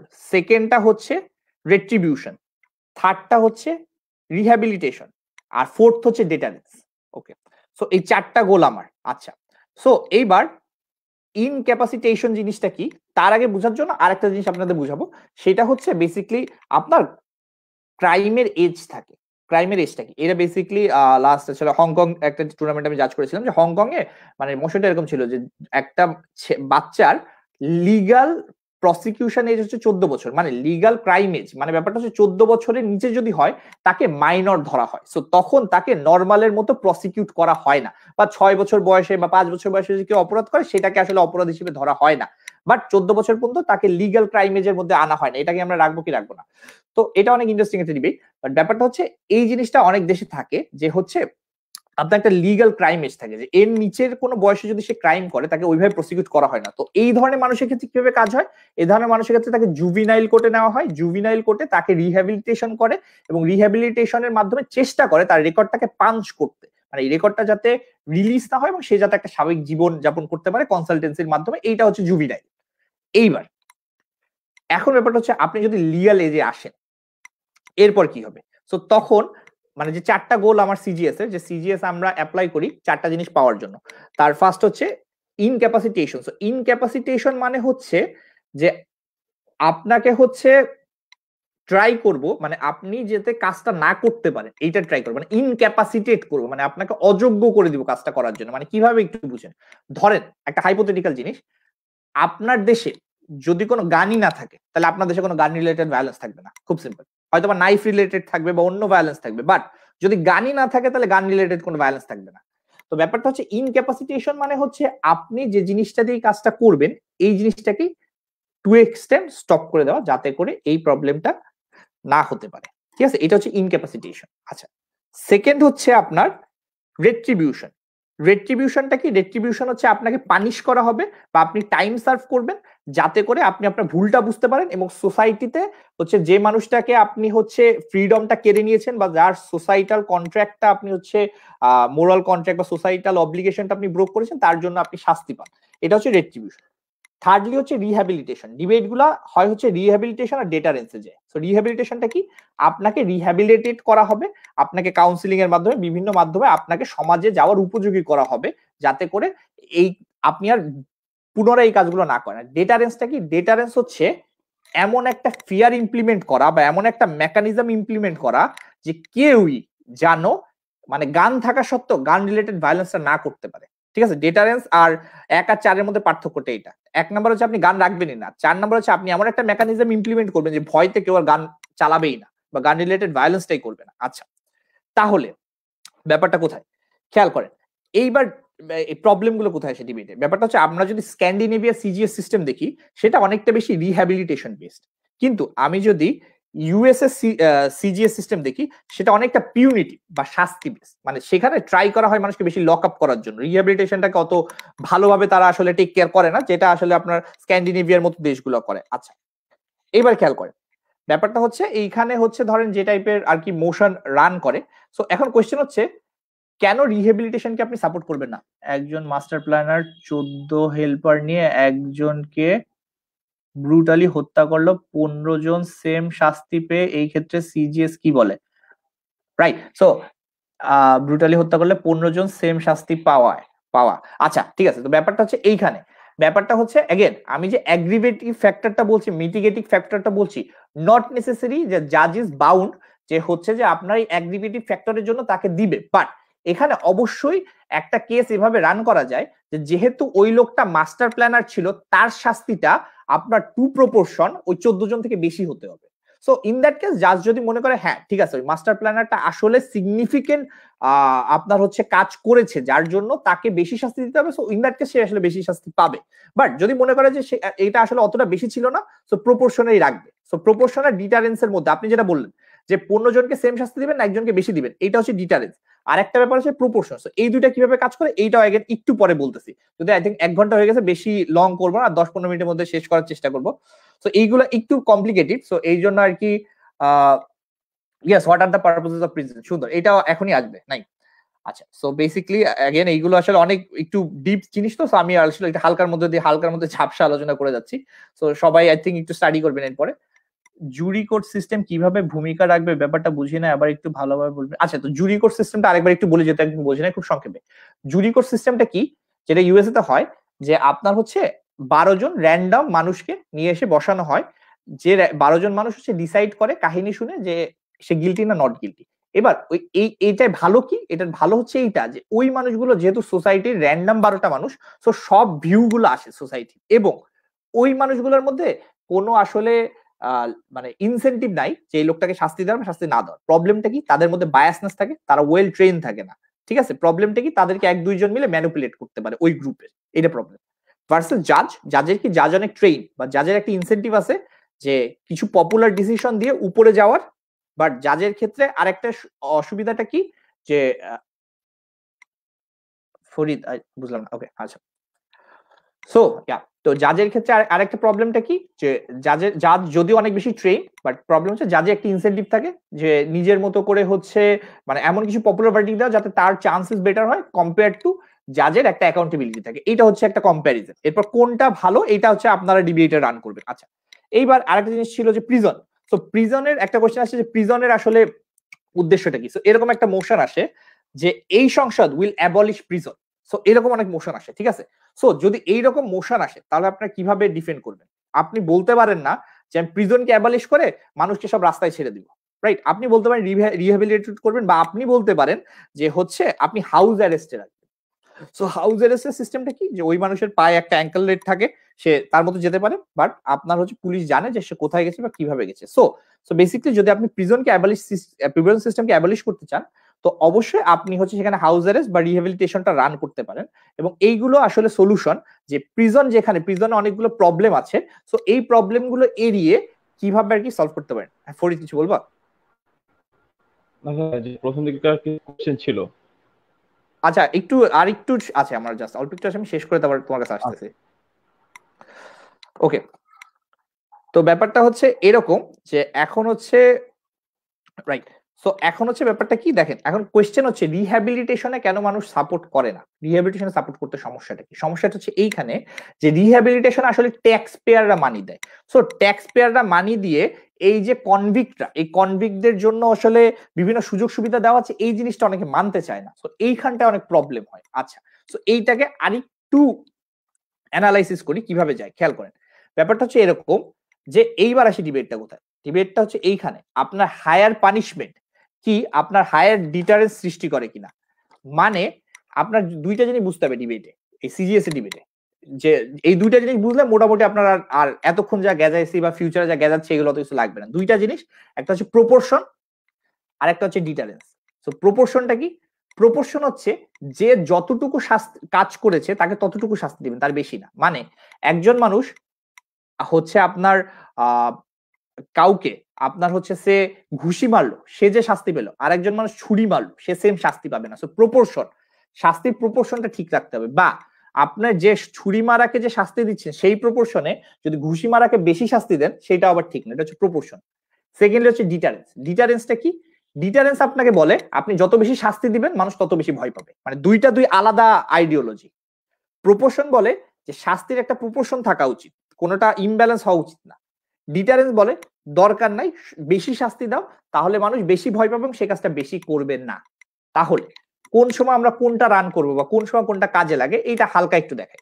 আচ্ছা, তো বেসিকলি ওকে, এইবার হচ্ছে কোয়েশ্চেন গুলা যে হচ্ছে কোথায় আমার হচ্ছে যে ব্যাপারটা, হ্যাঁ এইবার আসি যে ডিটারেন্সটা আসলে কোথায় কাজ করে না, যেটা হচ্ছে আই থিঙ্ক অনেকের কোয়েশ্চেন ছিল যে ডিটারেন্স ব্যাপারটা হচ্ছে কোথায় আমার কাজ করে না। যেমন আমার প্যাশন ক্রাইম বা হিট অফ দ্য মোমেন্ট ক্রাইমে, ঠিক আছে, যেখানে বা ইমোশনাল ক্রাইমে, কথার কথা যে ব্যাপারটা হচ্ছে অনেকটা এরকম যে অনেক ক্ষেত্রে ডোমেস্টিক ভায়োলেন্স যেটা হয় অনেক সময় সেটা কথা বলতে বলতে অনেকে প্রিমেডিটেটেড হয় না, অনেক সময় কথা বলতে বলতে ইয়েস সেই মানুষটা ন্যাচারালি অ্যাবিউসিভ বা খারাপ, এটা ঠিক, বাট কথা বলতে বলতে সেই ভায়োলেন্সটা করে বসে, ঠিক আছে।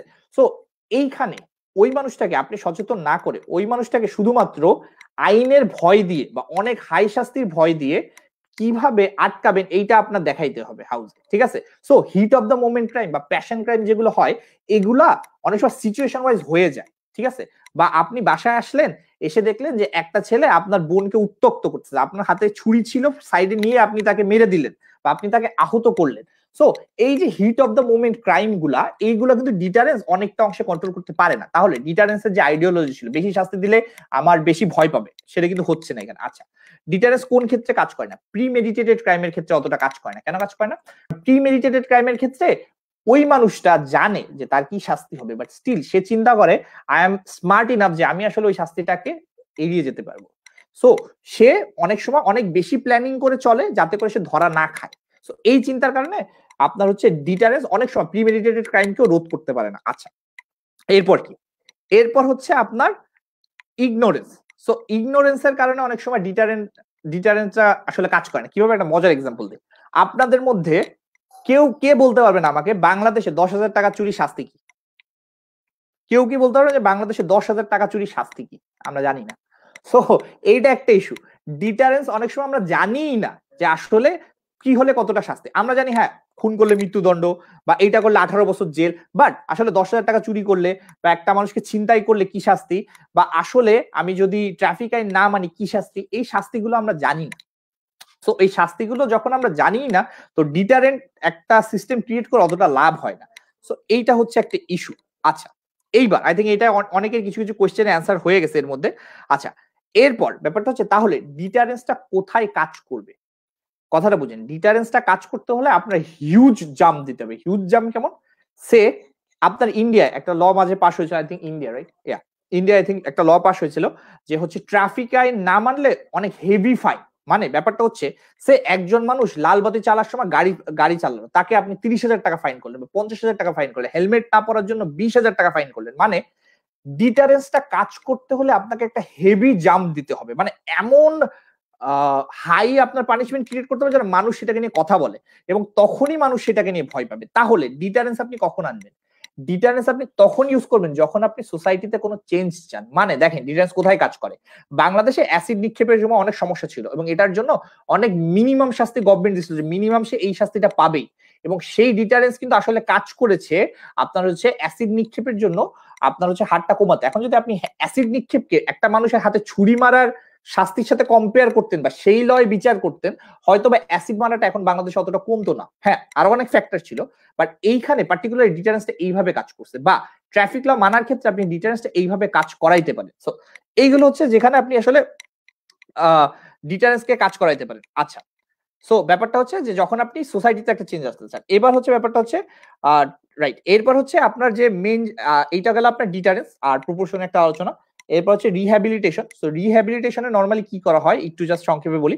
রিহ্যাবিলিটেশনে ট্রাই করা হয় কনভিক্টদের এডুকেশন দেওয়ার জন্য, যাতে করে তারা একটা সার্টিফিকেট পায়, যাতে করে তারা মূল ধারায় ফেরত যেতে পারে। তাদের একটা কাউন্সিলিং করা হয় এবং কাউন্সিলিং করার মাধ্যমে তাদেরকে আসলে একটা এমপ্লয়মেন্টের ব্যবস্থা করা হয়। এমপ্লয়মেন্টের ব্যবস্থা করার মাধ্যমে তাদেরকে আসলে একটা কমিউনিটিতে ইনরোল করা হয় এবং এটা খুব ইম্পর্টেন্ট যে একটা কনভিক্টকে যখন আপনি একটা কমিউনিটিতে এনরোল করবেন, সেই কমিউনিটির থেকে একে তো সাপোর্ট পাবে, তুই ওই কমিউনিটির জন্য অনেক কাজ করবে, তিন ওই কমিউনিটির জন্য অনেক সময় সে পথভ্রষ্ট হবে না, যেটা আমরা দেখি রিহ্যাবিলিটেশনের প্রবলেম, যে কোনো কমিউনিটি তাদেরকে একসেপ্ট করতে চায় না। সো ওই কমিউনিটি যদি এদেরকে একসেপ্ট করে, সো ইন দ্যাট কেস আপনার হচ্ছে সে আসলে একটা ভালো পথে যেতে পারবে। এবং অবশ্যই জেলে তাকে হচ্ছে প্রপার নিউট্রিশন এবং ওয়েলনেস প্রোগ্রাম চালাইতে হয়। ওয়েলনেস প্রোগ্রামটা কি, এগুলো আমি রিহ্যাবিলিটেশনের কথা বলতেছি। ওয়েলনেস প্রোগ্রামটা কি, সে ধরেন গার্ডেনিং বা হচ্ছে সে কিছু কাজ করলো, এই ধরনের একটা ভালো অভ্যাস তার মধ্যে গড়ে তুলতে। প্রবলেমটা কি, এইসব করতে টাকা খরচ হয় ট্যাক্স পেয়ারের টাকা। সো ট্যাক্স পেয়াররা চায় না তাদের টাকায় এইভাবে আমরা কনভিক্টদেরকে আসলে সুবিধা দিই। সো এইটা একটা ইস্যু বা এইটা একটা প্রবলেম হয়। আচ্ছা, তো এইবার ব্যাপারটা হচ্ছে কি, তাহলে কোয়েশ্চেন আসে, is rehabilitation justified or not? তাহলে রিহ্যাবিলিটেশনকে আমরা জাস্টিফাই করব, না হচ্ছে আমরা বেসিক্যালি আপনার হচ্ছে প্রিজন সিস্টেমে যাব যেখানে আমরা পানিশমেন্ট দিব? সো কোনটা বেটার? সো এইটা নিয়ে আপনার দুই সাইডে অনেক আর্গুমেন্ট আছে বা অনেক আর্গুমেন্ট আসে যে আসলে কোনটা কোনটা করা উচিত না করা উচিত। আচ্ছা দেখেন, এইবার আপনি প্রিজন সিস্টেমের ক্ষেত্রে, আপনি রিহ্যাবিলিটেশনের ক্ষেত্রে অনেকগুলো প্রবলেম দেখাইতে পারেন এখানে, যে ট্যাক্স পেয়ার টাকা খরচ হচ্ছে, বা হচ্ছে আপনার এই যে জিনিসগুলো আমি করছি এগুলো সেভাবে ওয়েল অফ রিসিভ নাও করতে পারে, সে আবার বকে যেতে পারে। তাহলে প্রিজন সিস্টেম প্রবলেমটা কি খেয়াল করেন। প্রিজন সিস্টেমে কিছু প্রবলেম হচ্ছে, একটা হচ্ছে socio economic problem. Socio economic কি প্রবলেম, যে একটা মানুষ খারাপ হওয়ার পিছনে কিছু কাহিনী আছে, এবিসি ফ্যামিলি থেকে আসতে পারে, সে একটা নেইবারহুড থেকে আসতে পারে যেটা অনেক বেশি ভালো না, সে অতীত থেকে আসতে পারে যেটা আসলে তাকে ওই পথে যেতে বাধ্য করেছে। হি ওয়াজ নট লটারি অফ বার্থের জন্মেছে যে সে আসলে ওই জিনিসগুলো পাওয়ার প্রিভিলেজ ছিল না। সো এই জিনিসগুলো মানে অ্যাকাউন্টেবল আইনে অনেক সময় প্রিজন সিস্টেম থেকে রিহ্যাবিলিটেশন তার জন্য বেশি জাস্টিফাইড। আচ্ছা, সেকেন্ড হচ্ছে আপনার জেনেটিক প্রবলেম। জেনেটিক প্রবলেম হচ্ছে কিছু মানুষগুলো জেনেটিক আর্জ হয় বা জেনেটিক কন্ট্রোলে তাদের প্রবলেম থাকে, বা কিছু মানুষের এমপ্যাথি কম থাকে। সো এই টাইপের মানুষের জন্য আপনার হচ্ছে প্রিজন সিস্টেমে যাওয়া কতটা জাস্টিফাইড, যেখানে তাদের এটা জেনেটিক্যালি কোডেড প্রবলেম। আচ্ছা, থার্ডলি হচ্ছে ব্যাপারটা একটু খেয়াল করেন, এই অ্যানালজিটা আর একটা ভালোভাবে রান করা যায়। সেটা হচ্ছে ধরেন একটা মানুষের 10 বছরের শাস্তি হলো, এখন 2010 সালে আপনি যে মানুষ ছিলেন 2020 সালে আপনি সেই মানুষ না। তার মানে কি, তার মানে 10 বছরের ব্যবধানে আপনি অ্যাজ এ হিউম্যান বিং অনেকটা চেঞ্জ হয়েছে। তার মানে 10 বছর সময় পরে আপনি যে মানুষটা আছেন সেই মানুষটা থাকবেন না। সো তাহলে আমি যদি জেলে একটা মানুষকে 10 বছরের জন্য রাখি, সো আমি যে মানুষটাকে ইনিশিয়ালি শাস্তি দিচ্ছি নট নেসেসারি 10 বছর পরে সেই মানুষটা সেখানেই আছে।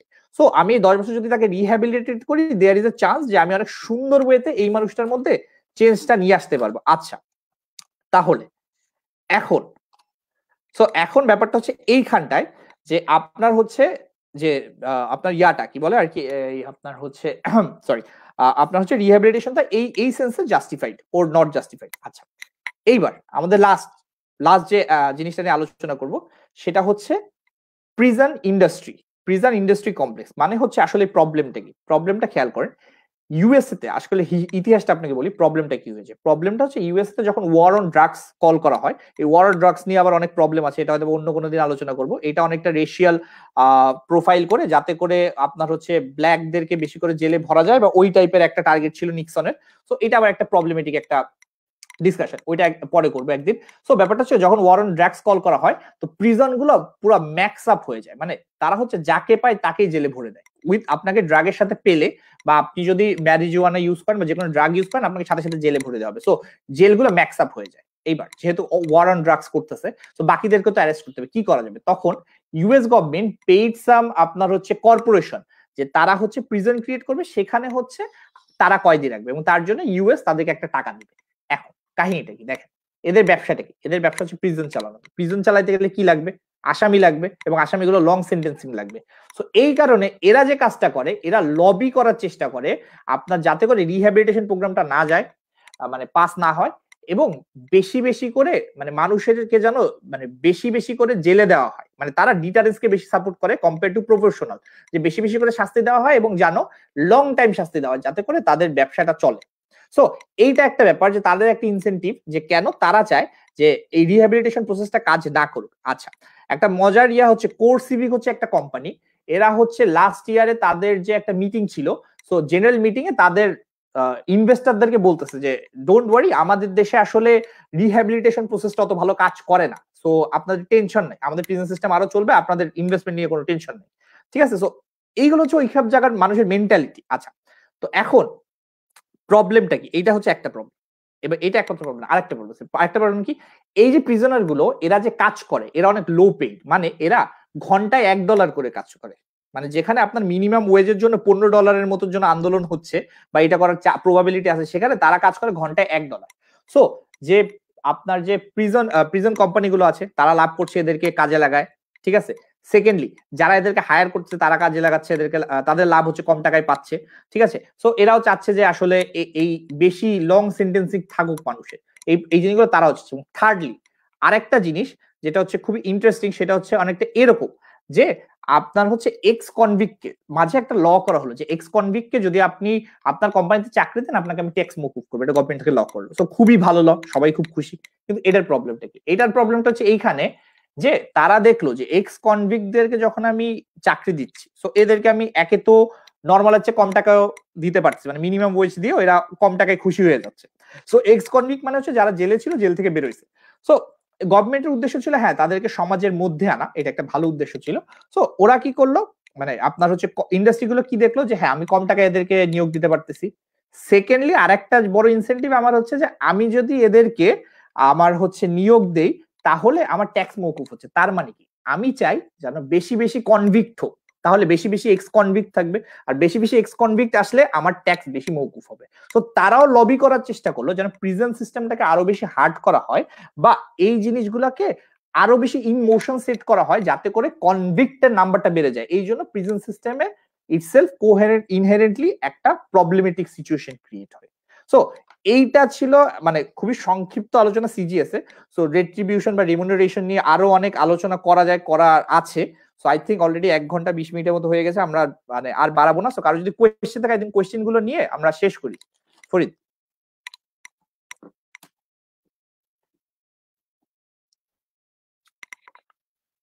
Okay, how do we support retributive justice system in a better way? All right. So আচ্ছা সুমিত যদি থাকো তাহলে right. So retributive justice system হচ্ছে টু বি, আচ্ছা হ্যাঁ। সো রাইট, হ্যাঁ। সো রাইট, এখানে ব্যাপারটা হচ্ছে কি, মজার ব্যাপারটা হচ্ছে এরকম যে রেট্রিবিউটিভ জাস্টিস সিস্টেমের জন্য আমি যদি বলি যে খুব ভালো একটা মানে ওয়ার্কশপ হচ্ছে তোমার হচ্ছে ইয়ার আমি দেখেছিলাম আমাদের আশিস কুমারের। সো রেট্রিবিউটিভ জাস্টিস সিস্টেমের জন্য আমি তোমাকে বলবো, যেহেতু আমি ওইখান থেকেই মানে অনেক কিছু ড্রাইভ করে বলছি, তো তোমাকে আমি মেন সোর্সটাই বলতেছি যে ওইটা যে দেখবা, ওইটা খুবই ভালো একটা শাইনি প্রিন্সিপাল আর্গুমেন্টের। সো বেসিক্যালি রেট্রিবিউটিভ সিস্টেমে মজার জিনিসটা কি, যে রেট্রিবিউটিভ সিস্টেম আমাদেরকে বলে যে একটা অপরাধ হওয়ার আগে যে সিচুয়েশন ছিল সেখানে ফেরত দেওয়াটা। তার মানে ব্যাপারটা হচ্ছে আমি যদি ধরো আমার বাবা তোমার বাবার কাছ থেকে একটা টিভি চুরি করে নিয়ে গেছে, এবার 10 বছর পর আমি জানতে পারছি টিভিটা তোমার, তো তোমাকে টিভিটা ফেরত দিয়ে দেওয়া মানে একটা রং হওয়ার আগ পর্যন্ত যে সিচুয়েশনটা ছিল সেই সিচুয়েশনে ব্যাক নিয়ে যাওয়া। তাহলে এইখানে ব্যাপারটা কি, এইখানে দুইটা ব্যাপার। अगेन এইখানে হচ্ছে প্রপোর্শনের ব্যাপার আর ডিটারেন্টের ব্যাপার। সো প্রপোর্শনের ব্যাপারটা কেমন, তোমার সাথে একটা রং হয়েছে, সে তুমি একটা ভাড়াইটিয়া,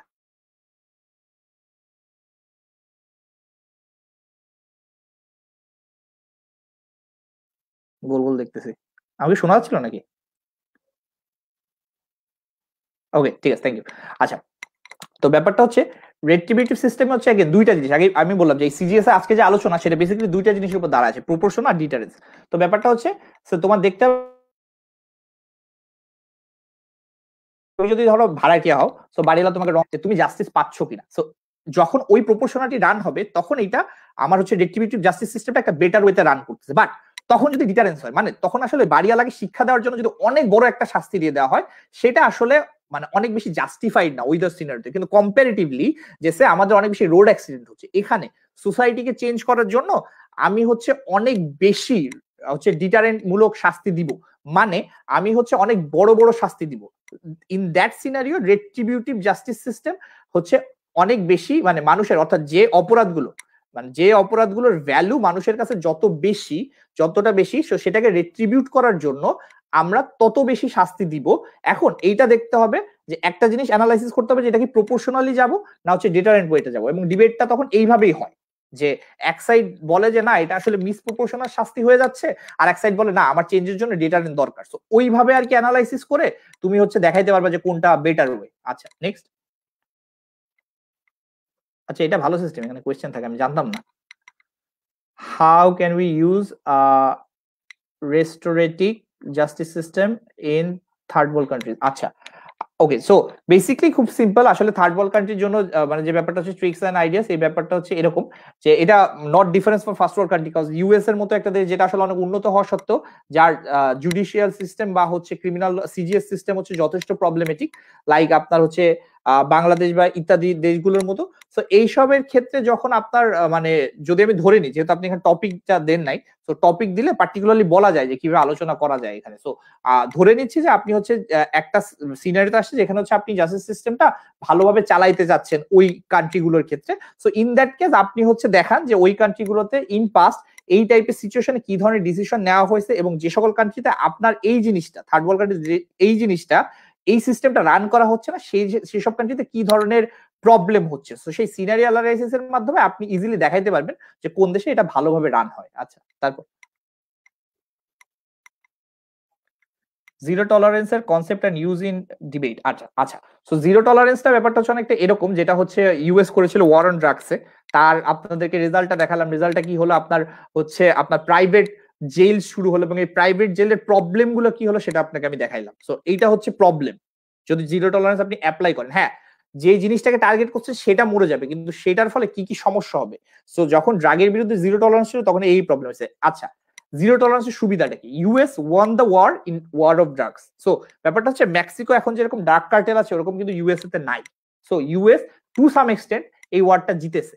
আপনার সেম জিনিসটা হচ্ছে আপনি যদি দেখেন যে হচ্ছে আপনার অন্যান্য দেশেও যদি দেখেন, ভেনিজুয়েলাতে দেখেন যে ওয়ার অন ড্রাগসটা বা জিরো টলারেন্সটা যেভাবে যাচ্ছে, এখানে যেটা সুবিধা হচ্ছে যে হ্যাঁ আপনার গ্যাংস গুলো মারা যাচ্ছে, কিন্তু অসুবিধা কি? জুরিসডিকশন বিহীন কিলিং হচ্ছে, তাতে কি হচ্ছে অনেক ইনোসেন্ট মানুষগুলো মারা যাচ্ছে। So these are the two side. একটা জিনিস আপনি মাথায় রাখবেন যে পৃথিবীতে যে কোনো কিছুর একটা সাইড হয় না, সবকিছুর দুইটা সাইড থাকে, এবং যে ডিবেটের ক্ষেত্রে আপনাদের দরকার হচ্ছে সেই সাইডটা ভালোভাবে অ্যানালাইসিস করা। পরেরটা, how social contract theory works in case of framing in CGS. I think এটা এক্সপ্লেন করছি যে সোশ্যাল কন্ট্রাক্ট থিওরি কিভাবে কাজ করে, তাও জাস্ট অল্প একটু বলি, তুমি কোশ্চেনটা চেঞ্জ করো সমস্যা নেই। সো ব্যাপারটা হচ্ছে এরকম যে আপনার হচ্ছে যে সোশ্যালি আপনাকে যে বিহেভিয়ার গুলো করতে এক্সপেক্ট করা হয় সেগুলো যদি আপনি না করেন, আপনি সোশ্যাল কন্ট্রাক্ট থিওরিটাকে আপনি ব্রেক করলেন টু সাম এক্সটেন্ট। যদি এইটাকে আপনার হচ্ছে আইদার সোসাইটাল ক্রাইম যদি হয় তাহলে সমাজ আপনাকে হয়তো বাজেভাবে দেখবে, এবং সেটা যদি একটু ক্রিমিনাল অফেন্স হয় দেন আপনাকে হচ্ছে সিজিএস এর আন্ডারে আসবে। আচ্ছা নেক্সট। আচ্ছা অ্যানার্কিস্ট লজিকে সমাজ কিভাবে অপরাধীর শাস্তি নিশ্চিত করবে? আচ্ছা সো এইটা অ্যাকচুয়ালি মানে ভালো, ওসামা ভাই অনেক ভালো একটা হাইপোথেটিক্যাল কোয়েশ্চেন করছে, অনেক মজার একটা কোয়েশ্চেন। সো এইটা নিয়ে আসলে একটা সেশন নেওয়া যায়, তাও অল্প করে বলার চেষ্টা করবো, যদিও জানি ওসামা ভাইকে সন্তুষ্ট করতে পারবো না এটাই। সো ব্যাপারটা হচ্ছে কি এনার্কিস্ট লজিকে ব্যাপারটা হচ্ছে ওসামা ভাই যেটা বলার চেষ্টা করছেন যে সোসাইটিটাই হচ্ছে আমার এমন যেটা হচ্ছে অ্যানার্কিজমে চলে। মানে হচ্ছে কথার কথা আপনি কল্পনা করেন আপনার সোসাইটির হেড হচ্ছে জোকার, ঠিক আছে? বা আরো আরো বেটার এক্সাম্পল হচ্ছে ব্যাটম্যান হচ্ছে the rise of dark night A Ben যখন আপনার গথম সিটিকে দখল করে নেয়, তো তখন সে আসলে তার মতো করে রুল গুলো ইন্টারপ্রিট করে। মানে তার কথা হচ্ছে যে যারা বড় লোক তারা সবাই ইনহেরিটলি খারাপ, সবাইকে হয় ডেথ বা এক্সাইল এটা পাইতে হবে। সো ব্যাপারটা হচ্ছে এনার্কিস্ট লজিকে হচ্ছে যদি এনার্কিস্ট লজিকে কিভাবে অপরাধীকে শাস্তি দেবে, মানে ব্যাপারটা হচ্ছে যদি আপনার এখানে অ্যানার্কিজম সোসাইটি মানে দুইটা ইস্যু, একটা হচ্ছে যদি society itself run by anarchist, মানে ওখানে যদি অ্যানার্কিস্টরাই চালায় তাহলে হচ্ছে তাদের যেটা ইন্টারপ্রিটেড ল সেইভাবে তারা অ্যাপ্লাই করবে, এবং সেটা হচ্ছে তাদের ক্যারেক্টারিস্টিক। আর সেকেন্ডলি হচ্ছে যে society good, society CGS system ভালো, বাট সোসাইটি তো অনেক বেশি অ্যানার্কি, এবং এত বেশি অ্যানার্কি আসলে ওই মোমেন্টে আপনার সবাইকে শাস্তি দেওয়া যাবে না। ব্যাপারটা কি, এগেন ব্যাটম্যান অ্যানালজি, আপনার হচ্ছে ডন ফ্যালকন যখন হচ্ছে গথাম সিটিতে রুল করতো তাকে কখনো পুলিশ ধরতো না। কেন? কারণ ওই লোকটাকে যদি আপনি ওই অ্যানার্কি সোসাইটি থেকে নামাই দেন তাহলে ওই অ্যানার্কি সোসাইটিতে আর কোনো অর্ডার থাকবে না, তখন সব গ্যাং একে অপরের সাথে মারামারি করবে এবং রক্তাক্ত করে দিবে। ও একমাত্র মানুষ যে সব আপনার হচ্ছে ইয়াদের গুন্ডাদের লিডার ছিল এবং সবাইকে কন্ট্রোল করতো, বলতো যে ঠিক আছে তোমরা চাঁদা নিবা, চাঁদা না নিলে খুন করতে পারবা, বাট তোমরা কোন অ্যানার্কিস্ট অ্যাক্টিভিটি করতে পারবে না, মানে তোমরা খারাপ কাজ করে একটা রুলের মধ্যে থেকে, এবং you guys are accountable to me. So anarchist সোসাইটিতেও আপনার হচ্ছে for better of the society অনেক সময় এই ধরনের মানুষদেরকে আপনার হচ্ছে রক্ষা করতে হয় যাতে করে সোসাইটিতে একটা সাময়িক স্ট্যাবিলিটি আসে। আচ্ছা, তারপর what is the right model for balancing punishment and rehabilitation? আচ্ছা, আই থিঙ্ক এটা নিয়ে অনেক আলোচনা করছি যে পানিশমেন্ট অ্যান্ড রিহ্যাবিলিটেশনের ব্যাপারটা কি, যে প্রিজন সিস্টেমে কি কি প্রবলেম এবং হচ্ছে এগেন আপনার রিহ্যাবিলিটেশনে কি কি প্রবলেম, প্রিজন সিস্টেমে কি কি সুবিধা, রিহ্যাবিলিটেশনে কি কি সুবিধা, প্রিজন সিস্টেম ছেড়ে দিলে আপনি রিহ্যাবিলিটেশন নিতে পারতেছেন, কনসালটেন্সি নিতে পারতেছেন। সো রিহ্যাবিলিটেশনের ভিতরে যে জিনিসগুলো ছিল ওগুলো একটু আলোচনা করার দরকার ছিল, সময় স্বল্পতার জন্য করতে পারি নাই। বাট যে পয়েন্টগুলো বলেছে ওগুলো একটু মানে একটু আপনারা ভাববেন, একটু অ্যানালাইসিস করবেন যে কিভাবে তাদেরকে হচ্ছে আপনি কমিউনিটিতে ইনডোর্স করতেছেন বা কমিউনিটিতে ঢুকাচ্ছেন, বা কিভাবে তাদের ওয়েলনেস বিইংটা আপনি ইনশিওর করছেন যাতে করে তারা আরো বেটার হতে পারে। আচ্ছা, এরপর কোন কোন ক্রাইমে অন্য দেশের সিজিএস এর উপর লিগাল হবে, সরি কোন কোন ক্রাইমের অন্য দেশের সিজিএস আমার, আচ্ছা সরি আমি একটু কোয়েশ্চেনটা বুঝতে সমস্যা হচ্ছে, কোন কোন ক্রাইমের অন্য দেশের সিজিএস আমার উপর লিগাল হবে। আচ্ছা আই থিঙ্ক সরি ইয়ার শারিয়ার, আমি আসলে কোয়েশ্চেনটা বুঝতে পারিনি, একটু ভালো করে করলে পরে সুবিধা হবে। আচ্ছা একটু নেক্সটে যাও। ও হয়তোবা বলার চেষ্টা করছে যে বিভিন্ন দেশে বিভিন্ন টাইপের লিগাল সিস্টেম, আই থিঙ্ক এটা বলতে পারে। ফরিদ বুঝছো কি ওর কোয়েশ্চেন? না স্যার, কোশ্চেনটা বুঝি নাই, কোশ্চেন এই পর্যন্ত ছিল। ওকে, থ্যাংক ইউ সবাইকে, অনেকক্ষণ জ্বালালাম, 1.5 ঘন্টা। হ্যাঁ হ্যাঁ, এটা হচ্ছে ও এমনটাও সম্ভবত বলতে চাচ্ছে যে আমার দেশে কোনো অপরাধ প্রবণতা হচ্ছে কিন্তু অন্য দেশের কোন কোন ক্রাইম আমার দেশের সাথে মিল খাবে, আমার দেশের উপর লিগ্যাল হবে। মানে তুমি বলছো যে রুল মানে ল একই থাকবে তাই বলতেছো? হ্যাঁ হ্যাঁ হ্যাঁ, দুইটা দেশে একই ক্রাইম আচ্ছা, হচ্ছে। লর ক্ষেত্রে একটা কথা বলি, লর ক্ষেত্রে একটা কথা কি, রাইট রাইট রাইট। সো লর ক্ষেত্রে একটা ব্যাপার কি, লর ক্ষেত্রে একটা ব্যাপার হচ্ছে ব্যাপারটা এরকম যে ল খুব স্বাভাবিকভাবে আমরা কমন সেন্সে যেটা বুঝি, যখন রাইট কে আসলে হ্যাম্পার করে সেই ধরনের জিনিসগুলোকে প্রসিকিউট করা হয়। সো এ বাদে কিছু আরো ল থাকে, যেমন জে ওয়াকিংটা হচ্ছে ইউএসএ তে ক্রাইম, বাট বাংলাদেশে এটা ক্রাইম না, ঠিক আছে? সো বেসিক্যালি রাইট কে হ্যাম্পার যেগুলো করে সেগুলো কম বেশি সব দেশেই ক্রাইম, ঠিক আছে? রাইট কে হ্যাম্পার না করলে সেগুলো কিছু কিছু দেশে মানে শাস্তি দেওয়া হয় বা দেওয়া হয় না, কিছুটা ইন্টারপ্রিটেশনের উপর ডিপেন্ড করে, এটা ওই দেশের সিস্টেম ওয়াইজ, সোসাইটি ওয়াইজ। আর রেঞ্জটা, শাস্তির রেঞ্জটা এটা অনেক বেশি কালচারের উপর ডিপেন্ড করে, ঠিক আছে? যেমন অনেক দেশে মৃত্যুদণ্ডকে সাপোর্টই করে না, আবার অনেক দেশ বলে হচ্ছে অনেক শাস্তির জন্য সর্বনিম্ন, অনেক কাজের জন্য সর্বনিম্ন শাস্তি মৃত্যুদণ্ড। সো ওগুলো অনেকটা ওই দেশের মানে সোশিও ইকোনমিক অবস্থার উপর ডিপেন্ড করে। আচ্ছা ঠিক আছে, আই থিঙ্ক জি ভাই, এটাই কোশ্চেন ছিল। ঠিক আছে, ওকে। আর হ্যাঁ, আপনার কোশ্চেন শেষ, আমাদের কোশ্চেন নাই। ওকে, থ্যাংক ইউ। তাহলে আই থিঙ্ক থ্যাংক ইউ সবাইকে। আমার মনে হয় আমি লিভ করি, তুমি সবার সাথে কথা বলো, কথা বলে শেষ করো। জি ভাই, আপনাকে অনেক ধন্যবাদ আমাদেরকে সময় দেওয়ার জন্য। ইনশাল্লাহ দেখা হচ্ছে 4, 5, 6 তারিখে। ওকে, ইনশাল্লাহ। আচ্ছা, আল্লাহ হাফেজ। আল্লাহ হাফেজ। আচ্ছা, সবাইকে ধন্যবাদ জানাচ্ছি আমাদের সাথে থাকার জন্য এতক্ষণ। আজকের সেশনটা অনেক একটু লম্বা ছিল। আর সবাই সুস্থ থাকবেন, ভালো থাকবেন। আশা করি দেখা হবে আমাদের এসডিসি ফান্ডরাইজার 2020 এর যে সকল রাউন্ডগুলো ছিল রাউন্ডগুলো হবে 4 তারিখ, 5 তারিখ এবং 6 তারিখে। আশা করি একটা ভালো ডিবেট হবে। সবাই সুস্থ থাকুন। আল্লাহ হাফেজ।